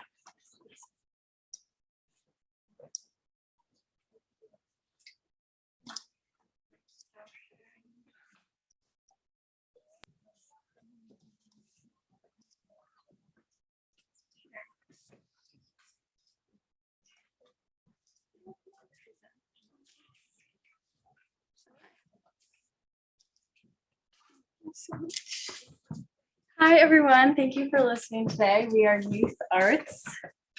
I'm Emily. I'm Sky. I'm Gabriella. I'm Miranda. This is an overview of what we're going to be discussing today. So when we were in the discovery phase of this project, something that we identified as an issue was the accessibility to the arts for high school students. We learned that in our art education course, how beneficial the arts can be for students, but at the same time, we discovered that the emphasis placed on the arts did not align with the research and data showing how beneficial they can be. We found that only 25 states include art courses in their high school graduation requirements, and out of these, only 17 require assessments of these courses. So that means there are no standards for measuring how effective these classes are for students. We narrowed down our project to New York City specifically, and we found that in New York, they do not define art as a core academic subject, and they are among the states that do not require any sort of assessment of the arts. And high schoolers are only required to complete 1 unit of art. So because of the arts, students are more likely to benefit in the long run. Through our preliminary research, we were able to find that students who participate in the arts succeed in life by 37% more than their peers who do not participate in the arts, as you guys see from the graph.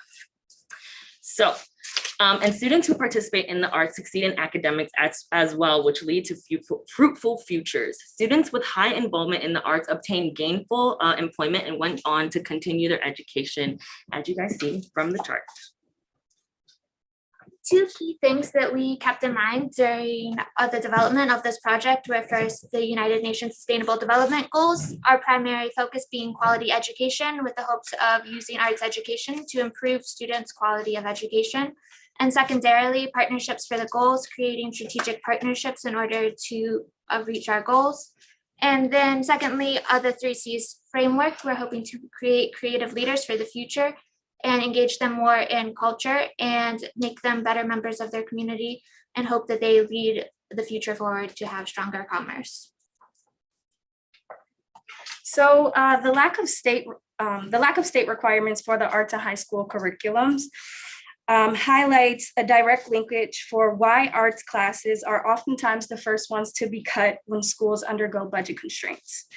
The statistics that my colleagues highlighted not only support why the arts should be woven into the definition of quality education, but also why it should be a core academic subject, which is why we sought out how we could increase engagement in the arts from students attending high schools with limited resources.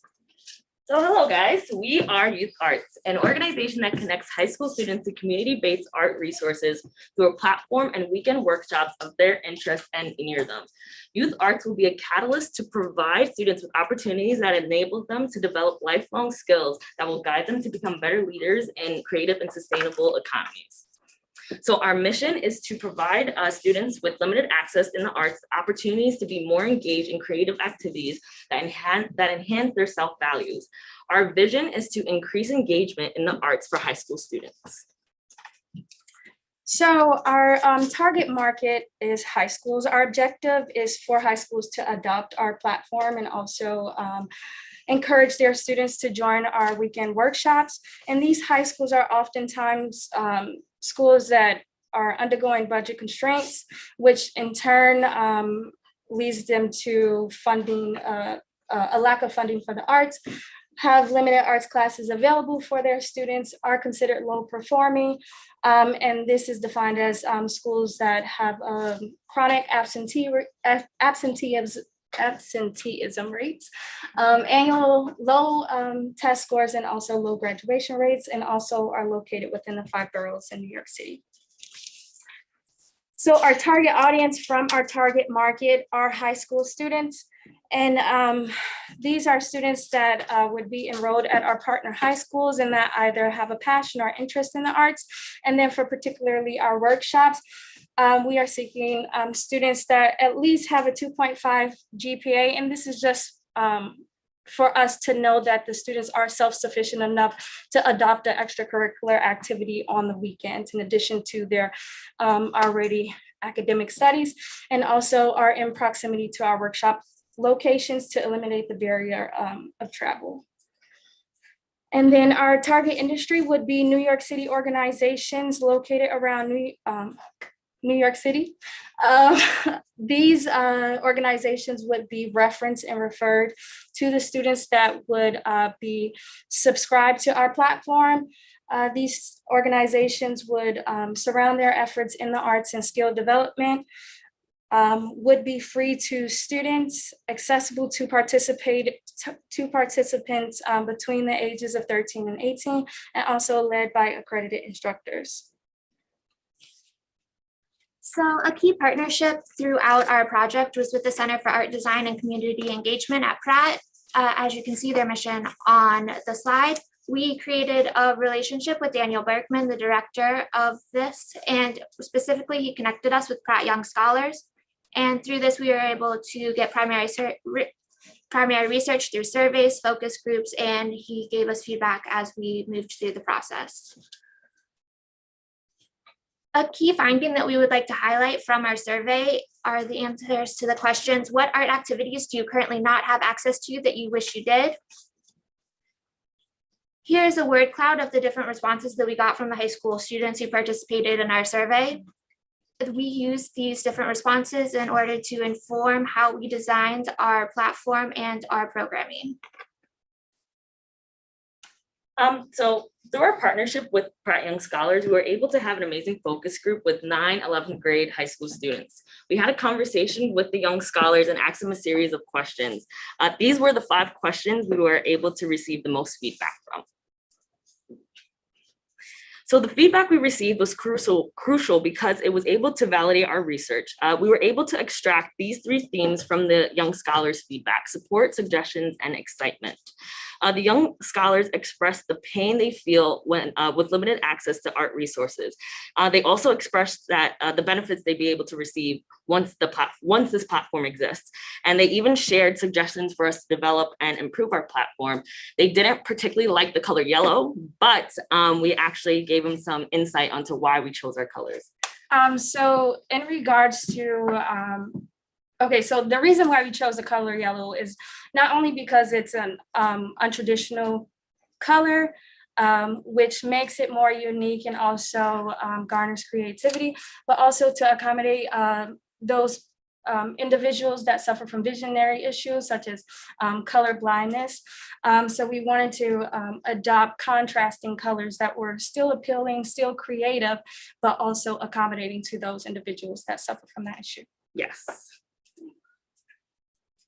So another opportunity that we got for our preliminary research was an interview with Principal Murren Pond from Wings Academy High School. And we discovered this high school through additional research that identified low performing schools across New York City within the 5 boroughs.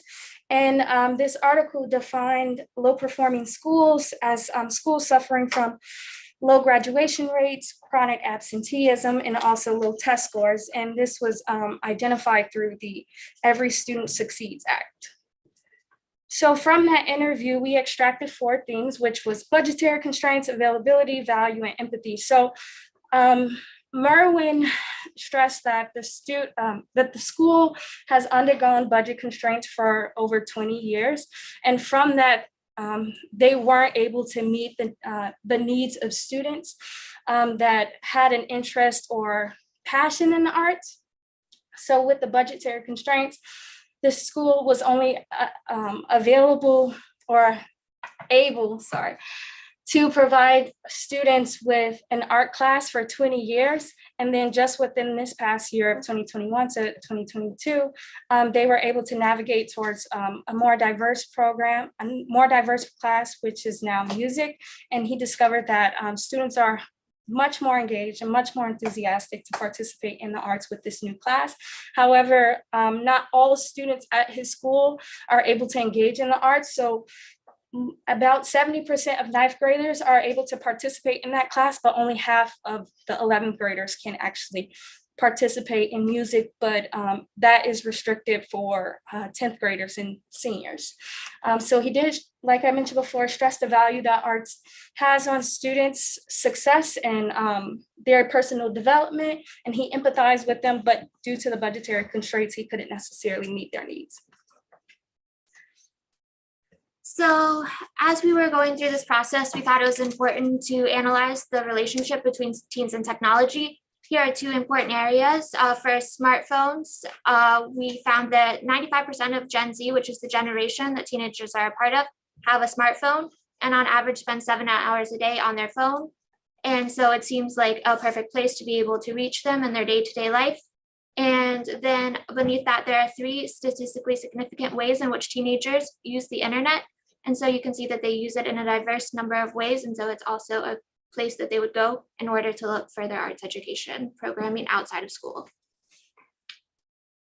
So as we've mentioned, we plan on organizing exclusive events that will be available to the students that are using this app.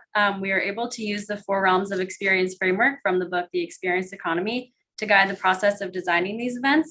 So the 4 areas that we incorporated into each event are education, aesthetic, escapist, and entertainment. This book explained that successful experiences should be like a good or a service and meet customer needs. So we designed programming in hopes that the students will gain both tangible skills and memorable experiences. So these are the four themes for our workshops that we decided on, and these were determined based on the feedback from the survey that we sent out, asking high schoolers what areas of the arts they would like to have more opportunities in. And so we want to use these workshops to fill in the gaps that we identified in the New York City schools' current art programming. So each of these will be 1 month long, taking place on the weekends. So we will have an art skill learning workshop, which will give students opportunities to learn skills that they may not be learning in their current art classes. And based on the survey, we found that these are areas such as ceramics, animation, photography, and fabric and textile work. Next, we will have a college and career readiness workshop. So this is designed to help students with their next steps after high school, whether that's in the arts or not. These courses will help students learn how to leverage their skills that they've learned in these art classes and provide workshops for their resumes, preparing for interviews and college applications. And the arts with science and technology, this was an area that many students identified as a part of their current art curriculum that was missing, but it's also something that this generation is particularly interested in. So this will focus on digital art and programming. And lastly, the education and fitness, arts education and fitness and sports. This will provide workshops in martial arts, dance, yoga, and skateboarding. And our hope is that this allows us to reach a broader audience and connect with students that don't find themselves gravitating towards traditional forms of visual arts. So here's just a visual representation of how our platforms would look. It'll be accessible not only as an app, but also as a web service, and it'll be free to our high schools and free to our high school students. So here is just the prototype of our design, giving you a visual representation of what that user experience would look like. Students will be able to sign up and add their high school information and their personal information. Then we'll be able to enlist their desired areas in the arts and also the locations of which they have access to or have the means to travel. From inputting that information, the system would then generate the activities in the arts that are near the locations that the students initially signed up for. And this is the home screen that students could see the activities of which they were curious and interested in. And then this search page is enlist the activities that Gabby mentioned before that we extracted from that survey that students had curiosity and interest in. And from that, students will be able to not only see the activities near them, but also around New York City. Here you can see our workshops that we would provide and students will have access to sign up for on our platform. And there you can see the organization capacity, the qualifications, things to look forward to, and also takeaways that students could expect from our workshops. And now they'll be able to sign up and be given a notification that to be prepared and await more information for the programs that they signed up for. This is just showing you where students could expect their tickets for the activities they will be attending. And here's the home page, the personal page for students, in which they'll be able to change their desired interest, location, language, email, to stay connected on the app. So as mentioned before, we were able to discover that there is limited resources for high school students through their high schools. Pratt Young Scholars and even Merwin mentioned this pain point. Teens that engage with youth arts will gain and develop new and necessary skills and a welcoming environment to be their most authentic selves. The Pratt Young Scholars pointed this and mentioned out this gain during our focus group, and they were even excited basically that an app was going to be existing just for them. And here are some KPIs for the platform. In the interest of time, I'll go ahead and move past these. Here are more KPIs for the organization. Both of these pages list key performance indicators that are important to understand the effectiveness of our platform and of our organization and what we're doing well and what we need to improve on in the future. So here is one funding source that we expect to apply for if moving forward with our organization, and it's the National Endowment for the Arts, which provides grants for organizations enlisted that enlist their core efforts in arts education. And their purpose for this grant aligns with ours, which we see as a good fit for us, in which they range their grants between $10,000 and $100,000, and this would be very helpful for us to not only get our platform off the ground, but also create the workshops that we need to maintain student engagement in the arts. And here are our list of our future projections, not only for our organization overall, to increase student participation in the arts, increase our brand awareness, expand geographically, while understanding that this is not just a New York City issue, but also a nationwide issue for high schools undergoing budget constraints. Potentially providing students that are enrolled at our partner schools with transit fare to eliminate the barrier of travel to the organizations and activities that we want them to engage in, improve academic and personal development for student success, and also increase and expand the global awareness on the importance of art to higher educations.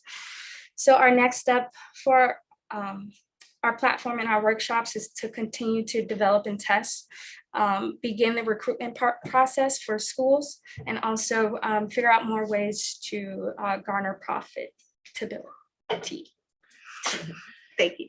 So here are some barcodes that you can scan if you want to get that user experience for yourself. On the left, it will be taking you to the design of the app, and then on the right, you will be taken to the interface of the web design.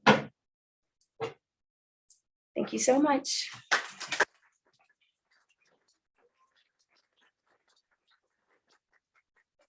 Thank you. Questions? Yes, thank you for coming and thank you for asking questions. Will you stay forever? I just wanted to know the programs that you plan to have the kids enroll in, are they going to be developed through your organization, or are you reaching out to the community to engage in their programs?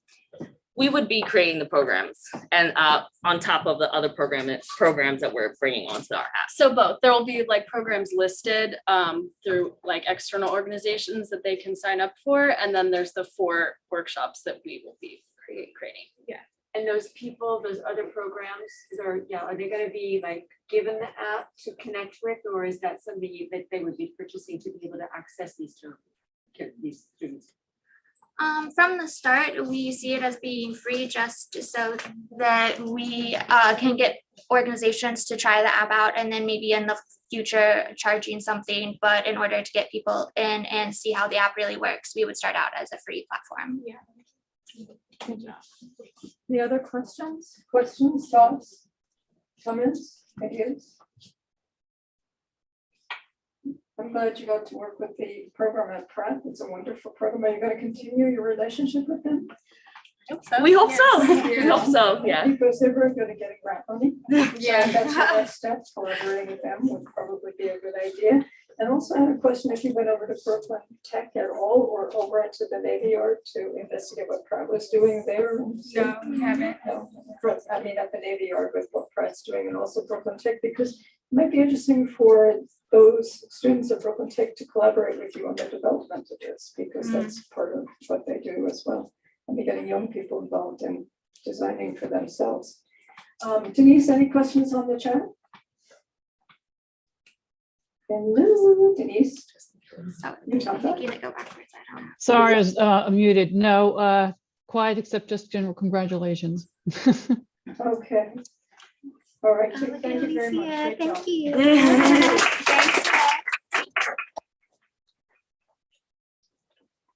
And our next group, Team and Constancy.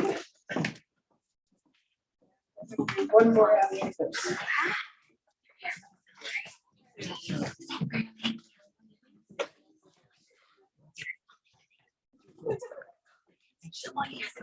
I don't know how to exit this. I was gonna sign out. Yeah, just exit out of the screen.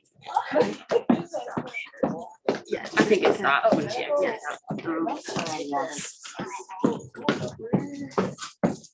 Where's the screen? Presentation.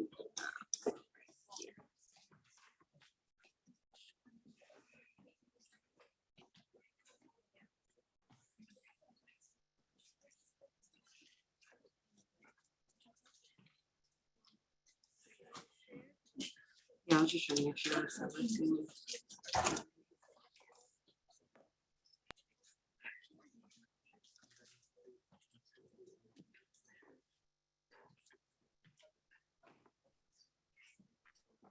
Alrighty, so good afternoon, everyone. Together, we are Team Constancy, and we appreciate you for being here today to hear us talk you through our presentation focusing on combating food insecurity among pregnant women.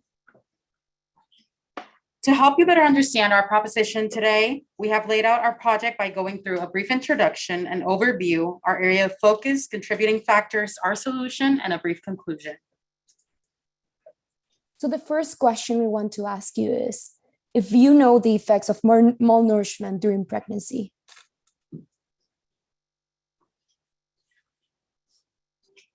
What if I told you that because they went to bed hungry, their babies are now prone to have a chronic disease as an adult? And not only that, but their grandchildren as well. This unfortunate fact is a huge problem. On the other side of the spectrum, 1 out of every 3 pregnant women is overweight. This again has the same negative effect. Their children and their grandchildren will most likely have a chronic disease. When looking at pregnant women, we understand that the choices mothers make in regards to their nutrition not only have a detrimental effect on them with higher exposure to pregnancy complications, but can have lasting impacts on their children as well, starting from conception. So the lack of maternal nutrient can affect babies' birth weight, which can ultimately increase the risk of developmental disabilities. So based on the problem, we are trying to address the question to what extent design thinking can innovate and improve both internally and externally the journey of pregnant women of accessing nutrient-rich food and supported by nutritional education and community programs. So as we have found out that the food insecurity has an adverse impact on the fetal development of babies, our main purpose is to identify the barriers in pregnant women's journey and explore existing programs like WIC, SNAP, and NAP, and impact of poor nutrients during pregnancy. So we take a look on 3 different locations that have a high rate of food insecurity and poverty. So as you can see, 40% of people in Puerto Rico are still hungry, while in terms of race, the Black women and Hispanic women are still remaining high at 46%. However, New York City and Miami still have the high rate of food insecurity at 10%.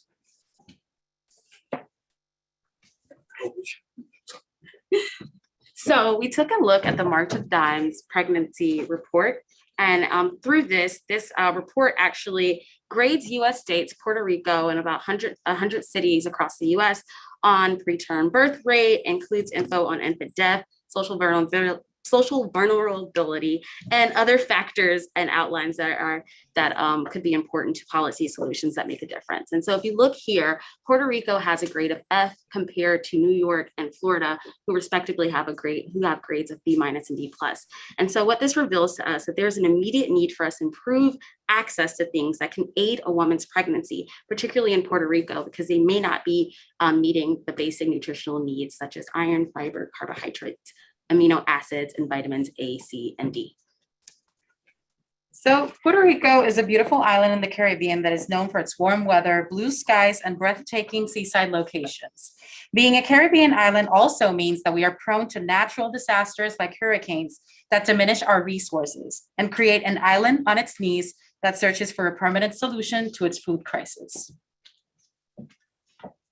And so based on the statistics that we showed, among all the key areas we researched, Puerto Rico deals with the highest rates of poverty, with also half of their population being unemployed, and women from 24 to 34 being the most affected by this. Seeing these alarming results furthermore impacted and contributed to food insecurity, and our team decided to hone in on Puerto Rico as our case study. The first contributing factor to food insecurity in Puerto Rico is that it's prone to natural disasters. Just in 2020 alone, Puerto Rico suffered 3 earthquakes. However, it was Hurricane Maria who devastated the island on September 20 of 2017. A major cause was the destruction of crops, which has caused the island's locally grown food decrease to an alarming 15%, a number that was 55% in the 1950s. As Sabrina noted, Puerto Rico imports 80% of its food, which directly impacts costs and nutrient levels. This wasn't always the case because history has shown that agriculture was the cornerstone of Puerto Rico's economy back in the 1940s. It created jobs for 45% of the population, and it represented over 55% of locally grown food. This decline has been fueled by US policies and initiatives such as Operation Bootstrap, which shifted the island from a manufacturing economy from an agricultural one. And so by 2019, the agricultural industry only represented less than 1% of the Commonwealth's GDP. So in 2020, the median household income in Puerto Rico was at $20,000 compared to a median income of approximately $60,000 in the US mainland. This means that nearly half of the population in Puerto Rico live below the poverty line, and unemployment on the island is 40%, which is the highest in the states. Another factor is underserved communities. So there are disparities and income inequality among Black and Hispanic women. And Hispanic women are 20% more likely to experience cases of stillbirths as compared to other races. So according from all of these reasons, this is make the people in Puerto Rico, especially the people with the new generations, have a problem to have a lack of locally grown food. And it can lead into a great trade in the future if those people still not recognize about how important of the food dance and the sustainable of the agriculture are.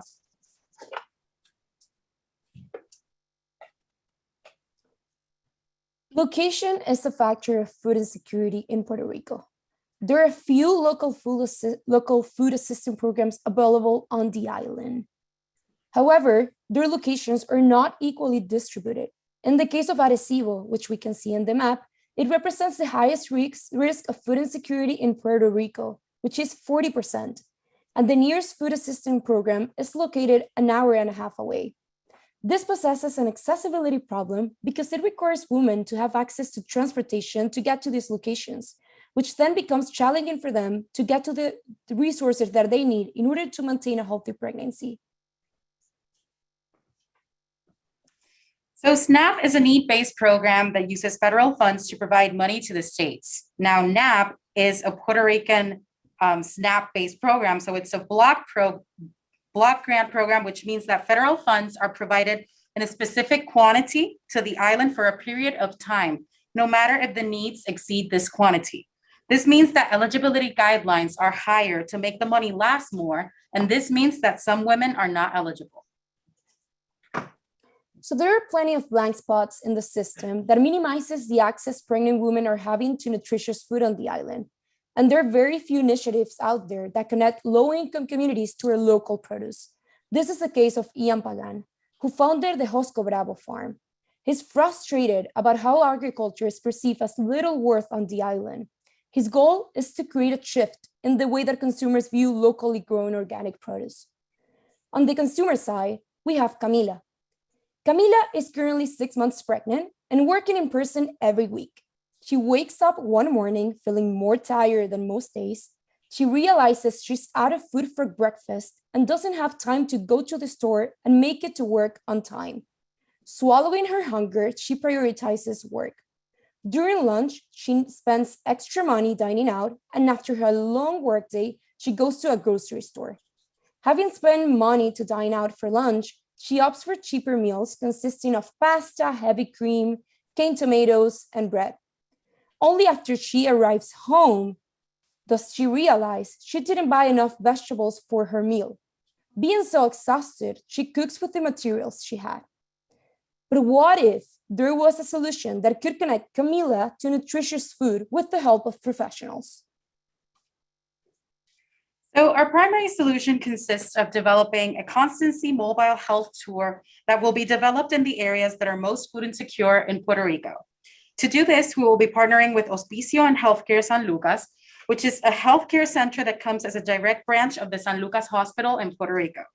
Our goal is to reach Black and Latina pregnant women who are not able to access nutrient-dense food for themselves and their babies, and to help connect them with primary resources such as healthcare providers and local farmers.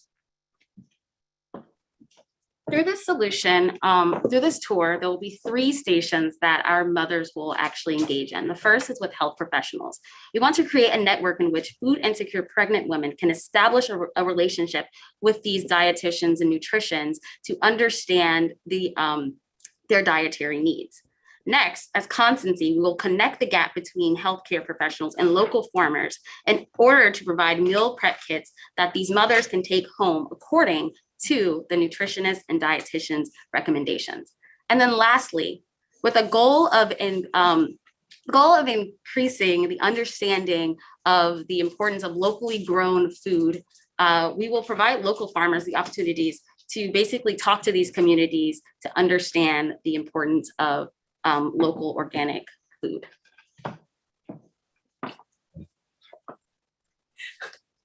Sorry. And then next, we want to integrate this experience with doctor's visits as a means to generate awareness of our tour. So when women go to their doctors, they'll receive an orientation through their nutritionist, and then they'll complete an intake form that they'll either mail in or complete online.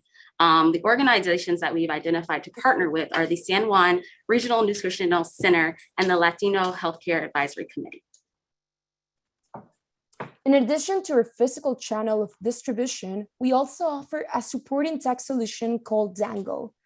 Dango merged a food delivery service inspired by a food prescription model that provides a meal prep kit to pregnant women in need of nutritious food. This addition will be of crucial use when we meet with this woman during our mobile units and for getting access to this service again after meeting with a designated physician. So included in the app will be 2 options that any user can choose from. They can either have the kits delivered directly to their home, or will allow for pickup in a select location. The goal here is that we'll be a community-based service in which pregnant women can order produce at least 48 hours in advance. And then through our drivers, we will collect food from local farms and then bring those to our distribution centers and deliver it directly to our users. So in order to create the most impactful solution, we want to make sure that we are engaging with local partners. And so here are a list out of a high-level list of the partners that we want to engage with, such as food distribution programs, local farms, healthcare professionals, and community organizations. And so some local farms that we have identified are Aurora, Thornbush, Seagate, and Fusion Farms. They've all been interacting with sustainable technology for essentially hurricane protected indoor aquaponics and other sort of ways of growing produce. There are also 2 existing food distribution programs that seems to have a high potential that we can tackle with. We can partner with in terms of considering about the possibility of logistics. The first is GoodR, which is created to pick up the surplus food from the businesses and donate it to the non-profit organizations, while the another one would be Produce, which is created for helping the local customer, helping the local restaurant to get up the raw ingredient in Puerto Rico without having a problem of these organizations. So we have an opportunity to create a circular economy that can support cultural shift and improve quality of life, beginning with delivery and nutritious food and access. So a circular economy means that all stakeholders receive some value, and as we connect our target with nutritionists and to local farmers. And we are targeting 3 main UN SDGs, which is zero hunger by providing pregnant women with food in right quality and right quantity. Then we are targeting good health and well-being by providing pregnant women with nutritious, locally grown food to improve mothers and baby health overall. And then we are doing recent work and economic growth by utilizing and promoting and creating awareness about locally grown, which can ultimately impact Puerto Rico's economy. Okay, so the budget, we're going to sell the meal at $5 and deduct our profit at 10% per meal. On the first year, we aim to get only 10% of the people who live in the poverty rate in San Juan by considering the purchase meal of 1 meal a day. Move on the second years, we aim to increase the purchase rate at 20% of the customer, and then we're going to expand the market outside of Puerto Rico in the third year. So there are 3 potential funding sources that we are considering right now. The first is grant and impact investing from, it can be from both Puerto Rico's organization or in the US. The second one would be partnership with local restaurants and hotels, while the third one would be putting our projects in the crowdfunding campaigns. All right, and so just to wrap it up, since we're at time as well, we just wanted to reiterate that through our circular economy as well, we want to make sure we tackle food sharing culture, build community together, and create a circular e-commerce economy. Next steps are here: pilot in Puerto Rico, measure against our KPIs for success, and scale our model in other locations other than Puerto Rico. And finally, we realize at Team Constancy the importance of upholding duty and responsibility as global citizens.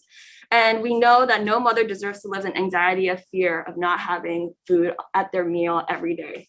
And so as a conclusion, we hope you enjoyed this presentation and that it empowers you to also tackle systemic issues like this for the betterment of society.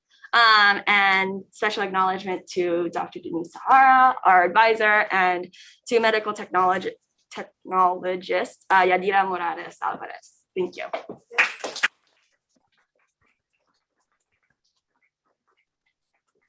Questions, comments, thoughts? I have one.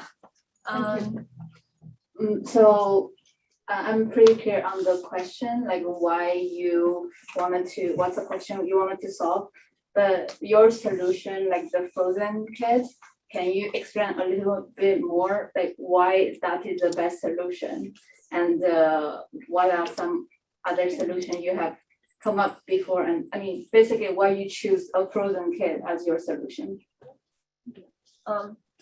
So one thing we were unable to mention, also because of time constraints, was that there is a lot of food waste that comes out because local farmers are forced to throw away food that's edible just because it doesn't look good, just because the color is off. And so a lot of the surplus food is going actually into pushing a lot of food waste into Puerto Rico's system. They already have, they create 11,000 tons of food waste every day. And so to also alleviate that, we found that this could be, why don't we redistribute this local surplus food to pregnant women who actually need it versus just throwing it away because it doesn't meet shelf standards. And so that's when we were like, let's package up these foods into the meal kits so that women can have access to nutritious meals, locally sourced meals, and they can also learn about what ingredients they need in order to create a healthy meal. Okay, thank you. And that relates to my another question. So there are a lot of information you mentioned, but like just to, can you clarify like what is your role in this project? Like are you the manufacturer of the pre-kit, and I know you are partnering with like the food source and the delivery system, but what is your main role in this project? Yeah, I think we play, we're basically an intermediary role between all these stakeholders. So essentially we are the bridge that connects nutritionists, our users, to the nutritionists for them to understand their dietary needs.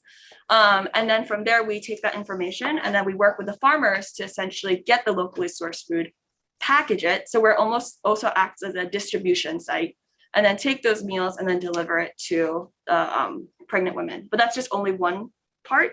And we decided to also add a physical component where there are weekly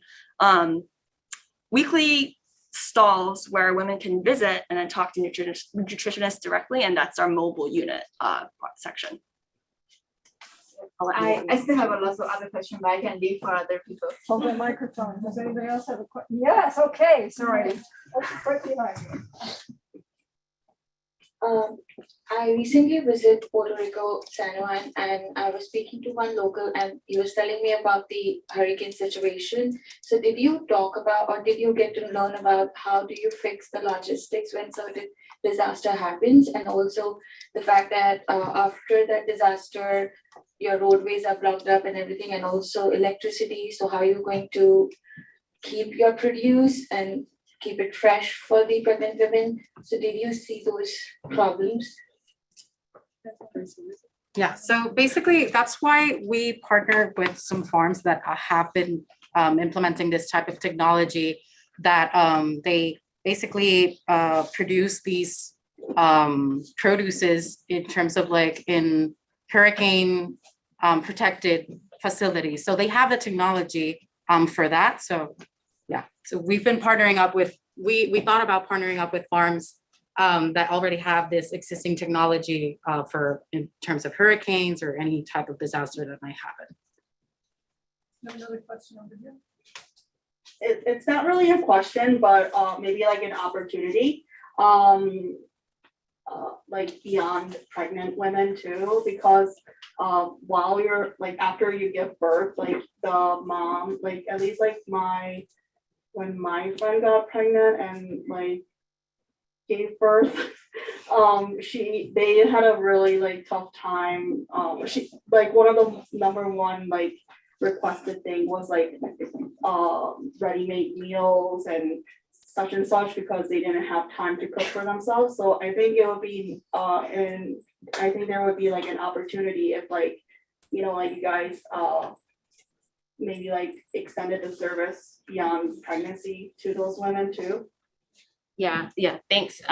We actually went through it really quickly towards the end. So we kind of missed this point, but one of our plans on scalability is not just like expanding to other locations, but also after we pilot this among pregnant women in Puerto Rico, we want to then expand it to mothers with children and then families and kind of see what we can do on the island and then expand it to other locations in the US. Thank you. I have a question. There are two questions in my mind. First of all, how would you guys control of the nutrition and the allergy based on the need of the pregnant women? And the second question lies in, since you're giving out a packaged food, what about, I think Puerto Rico is already a small island and must be facing some waste management issue. So how do we tackle in the packaging that's remaining in the end after the produce is given out? I can go. Sorry, could you just repeat the first question again? Just so I make sure I'm not. I was asking about the nutrition and the allergy issues that people could have. What are your thoughts around those? Yeah, for sure. So we didn't dive in too deeply into that one, but essentially in our I guess it's a two-part answer here. So the first part would be for our tech app. Essentially, anytime a user onboards, they'll be required to take an intake form. So they'll have to mention like what their dietary restrictions are, what their daily food habits are, and questions like that to understand who they are. But then they would essentially get access to this once they meet a nutritionist on site through our mobile units. So we just make sure that that information is passed along to the nutritionist or dietitian, and then that we get the correct information that fits their needs. For the second questions in terms of packaging, that's definitely a good call out on how do we save essentially packaging waste at the end of the day. And that's something that we'll definitely be thinking about as we continue on with this development. So one last question and then we talk. So Okay, maybe yeah. Amber, very short question, unless you've got a big fan. Okay, so let me rub my head. Well, I guess if I will only have one question, I will ask. So for the actually it's about the pricing. So you have the $5. You said for like $5 and said like 10% profit. And then you have different grants. You are connecting with like a farm who has like high-end technology to prevent all this. May I just know where all this like where all this estimation come from? Oh, You can go. I can add up later. Yeah, so we based this, we looked at a few other food delivery models. And one thing we did want to keep in mind is keeping costs low. And so because we're redistributing food that would otherwise be wasted, this is actually a benefit to the farmers because this is revenue that they otherwise would not be getting. And so in our conversations, we ideally want to get competitive pricing for these raw materials. Yeah, so. Yeah, to add, here on the screen, to add to like kind of like Jade's comment, it's just SNAP benefits will also offset the cost. So they would also help us maintain the cost low in order to be competitive. Thank you. Just the thought, Pratt has a new initiative in Puerto Rico under our Dean Jorge Oliver of the School of Art. So you might just think about getting involved with that initiative. And also President Biden's Build Back Better plan has some information in there that you might be interested in if you're interested in taking the project forward. Thank you very much. Thank you. Okay. Folks, also connect with Yutaka. He's a great wealth of information. He said connect you with the AIA Women's in Architecture group. So Yutaka has great connections for everybody while this next team is getting ready. Please make sure you take advantage or you all reach out to him again.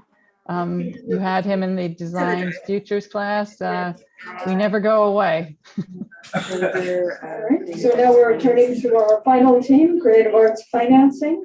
Please give them your attention.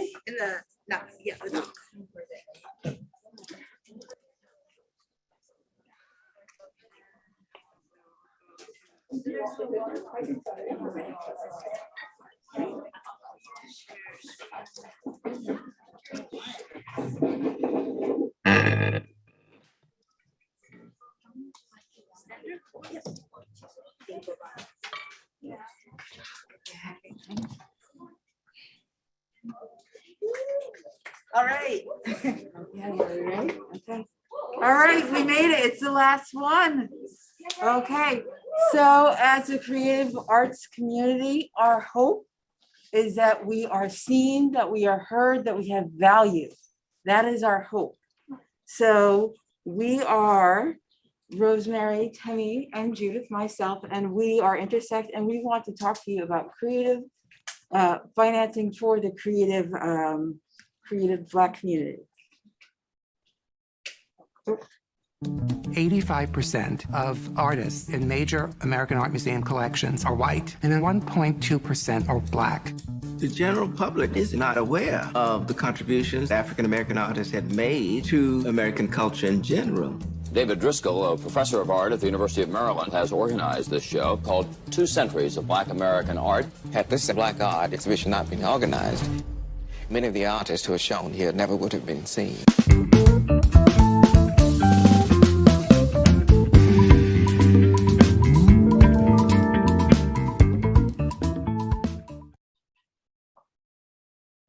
artist is a very difficult thing to do, right? Because you're constantly living emotionally.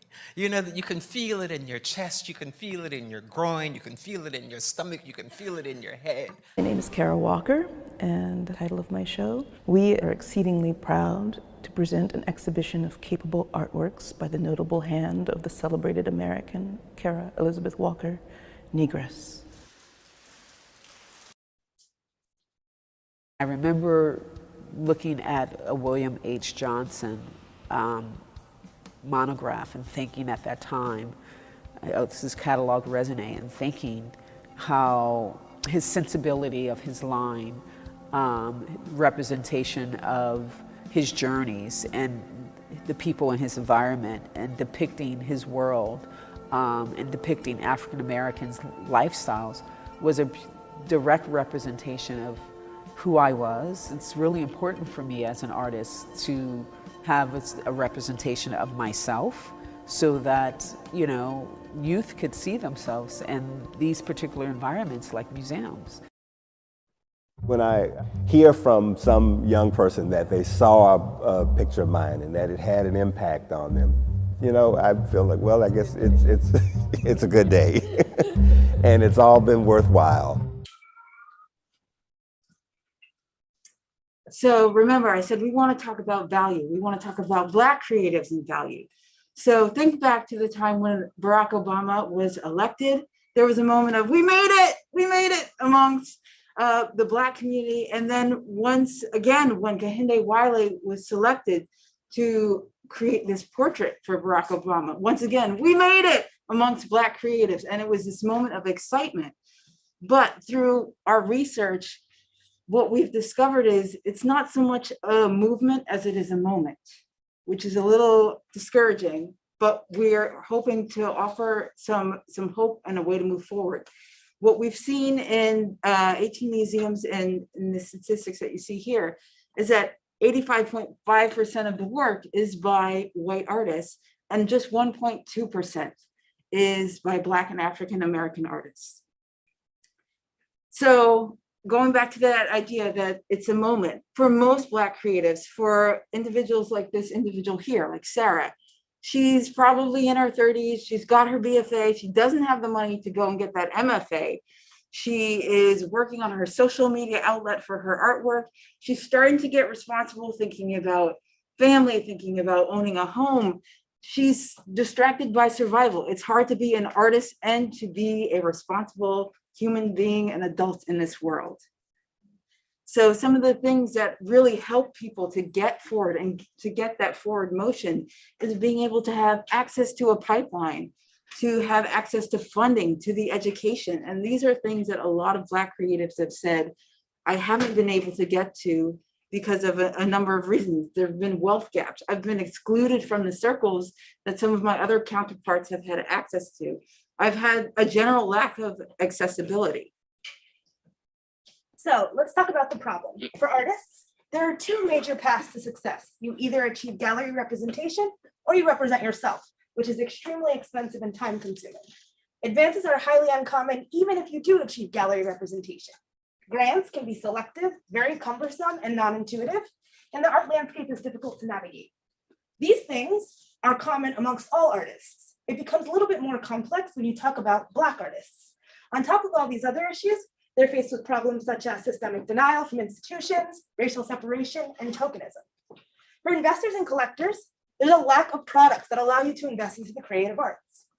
Current products only allow you to invest in one piece of artwork by a blue chip artist or into a blind pool fund in which you have no idea what you're investing in. You just know you're investing in art. There also is the inability to pre-invest in artwork or interact with the artists you are supporting. So let's go back in time a little bit. In order to go forward, sometimes it's great to look back. Let's talk about the patronage model, a model that is responsible for upholding a lot of the greatest works of our time. This model has completely changed in modern terms, with the gallery dealer or the museum supposedly serving as the patron of the arts, with one major problem. They have two priorities, to the artist and to making money, which is a giant dislocation. We want to build a model that can serve the mandate of closing the wealth gap for artists while also contributing to the creative economy. Our solution is to create a framework that is triple bottom line by design that serves the dual mandate I just mentioned. We attempt to build a platform that serves to eradicate the intersecting issues facing Black artists in our culture. So what could a Black creative expect from Intersect, from this experience? One is that there would be resources. You would have $100,000 for 2 years where you could focus, you could really truly be an artist, and you can apply that money however you deem fit, whatever works for you. You'd also have access to 2 shows a year through an art fair and through a gallery and other options. We hope that as the program grows that we could open that up to more opportunities other than just 2. And then it would also offer the opportunity of skill building, the things that you missed because you weren't able to get the education are now available to you. And you're in a community of 10 artists. And so this is also an opportunity for the community to have access to these 10 artists, and then also to be able to network in the art field, and for artists to connect directly with investors. So when you think about this, you're like, okay, well, what are the outcomes? What are the benefits of this? What we foresee is that in the short term, a person has 2 years, once again, of uninterrupted time to focus and to really work on their passion, to connect with investors and to be able to introduce to the arts in that kind of way. And then a little further down the line, 5 years, being able to really say, yes, I'm familiar with this, the world of investors. This is something that is becoming second nature to me, that gap for me is closing. And then being able to, for investors being able to expose to artists and their work. And then also, finally, for the long-term outcome for 10 years, we're hoping for a real elevation in status, more Kehinde Wileys in the field being recognized and valued. And then also building a community for these artists to have a chance to say, I am a part of the alumni group and I support this group that got me started. And finally, to have a financial increase in the value of that work.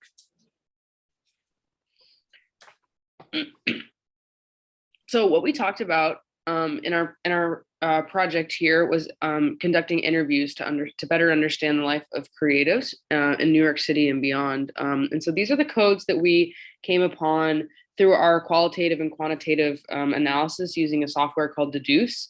And as we began our coding, we began to see patterns that emerged that helped us better understand the lived experiences of the artists that we wanted to get to know better. And so among those codes, we've created a word cloud, here, that show the most salient phrases that came about our interviews, and then subsequently through the qualitative coding process. So the larger words you see are the most prevalent that came out. Things like the importance of community, a lack of access, and having to fight for yourself and pave your own path really came to light. Next slide, please. And so we plan to use the UN Sustainable Development Goals and triple bottom line by design to enhance the overall both life quality of artists that are attempting to engage in the artistic community and reduce inequalities. And that's a really important step to allow them to both reach and virtue what they're trying to do and still continue a life that is well-rounded. And so this is the Intersect diamond, right? The project is Intersect, and the Intersect diamond refers to a diamond coined by Griswold, and this was created to point at the ways that the art market is not equitable. And we understood that there was even more of a gap in this framework where gatekeepers are missing, and where the X's, the intersections, the X's you see on the graph point to where gatekeeping occurs, which is at all points of art consumption and purchasing and creation. And by pointing out where the gatekeepers are, we found a solution that could potentially mitigate some of the negative causes of gatekeeping, especially against Black artists in the US. So how does this work? It's a cohort model, 10 artists per year. They can receive up to $100,000 in funding to do with that what they wish. There's a 2-year term of support and 1 gallery exhibition and 1 art fair during the program. For investors and collectors, they can receive a percentage of art sales, unparalleled access to emerging art, and curated and exclusive programming. How does it work?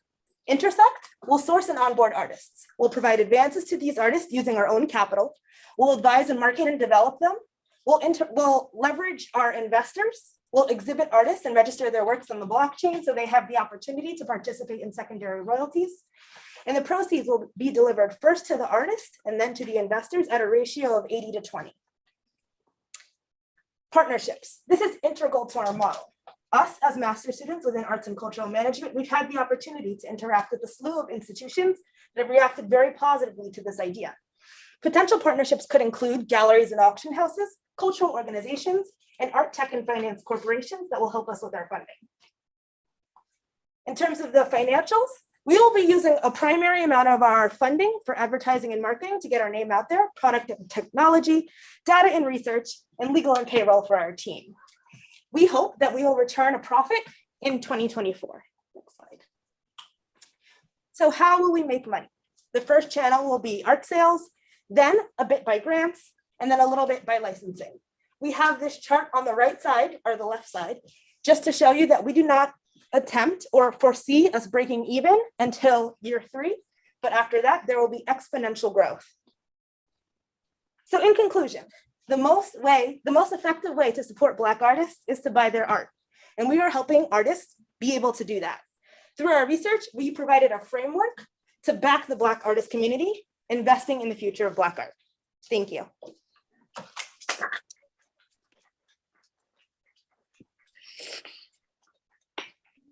Question of the question. Do we have any questions? Any thoughts, any comments? Yeah, by artwork here. I can provide the last one. Well, I'm 1 year away from school, so I have lots of questions. So I really like what you said at the beginning, how you want to make it a momentum, like a movement versus just a moment.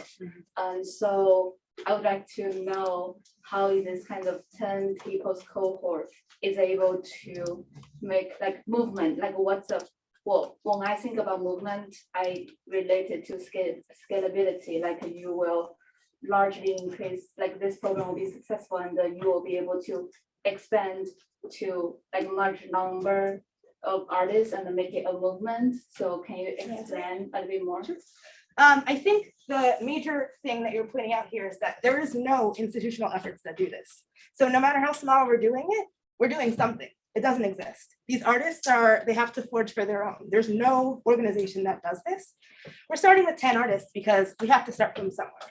We obviously hope to grow, and that depends on our funding and the success of this program, but it's a movement because this is something completely new. We're disrupting the art market, which is movement in itself. And then the other part of that movement is the partnership with these organizations. They are already the giants in the field. Whatever they do, people take notice of. So we're trying to partner with the giants to get that value and to be seen.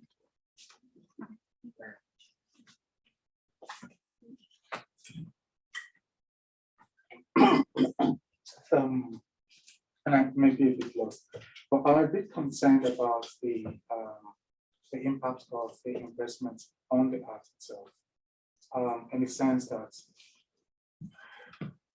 using the money market as an example, stocks are usually people flock to wherever stock is performing better to buy that better, and that company tries to continue doing whatever they're doing to ensure people invest in them more. In that sense, how is your model being able to check the money controlling the type of art being made? Because if I'm a cohort, and maybe I'm missing something here, but if I'm a cohort and I know that I'm trying to bank on the possible investments I might get, I might decide to look at the portfolio of the investors, the kind of works they invested in, and decide to do more of that, because I'm trying to ensure that I have the financial backing to do work that I want to do.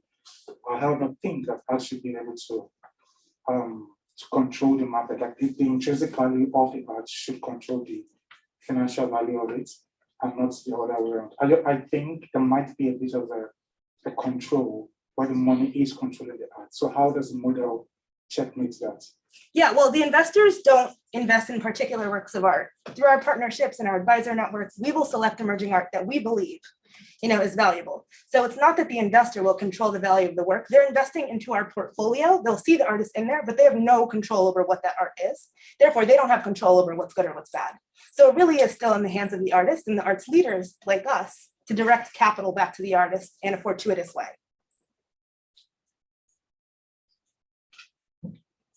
Okay. Sorry again. No, don't.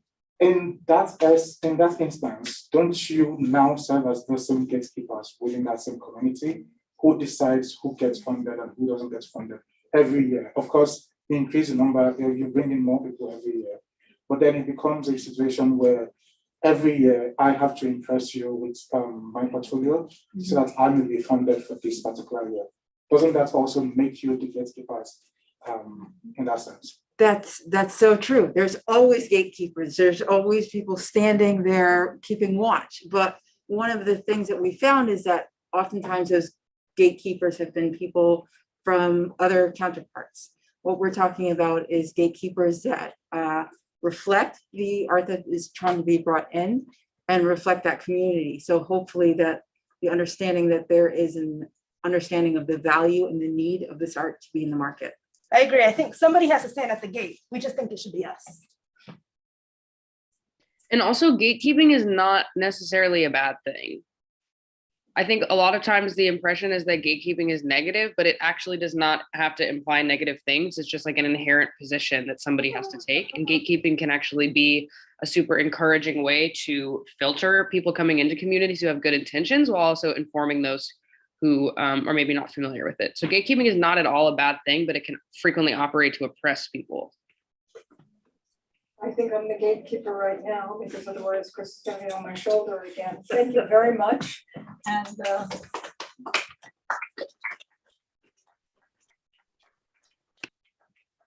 what we wanted to do for those stalwarts who are still here is get up to the front of the room and take a group picture if that's possible. I don't care whether you're year 1 or year 2, you've made it through the hot room and the capstone, so how about a photo opportunity?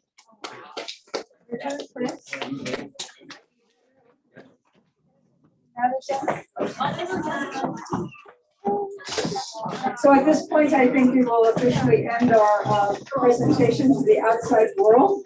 And thank you for joining us, and thank you for your questions, and I hope we'll thank you for your ongoing consultation with some of your teams. If you're interested in learning more, contact.edu, cultural management programs. Thank you. We're done. Now it's music. Right now, right?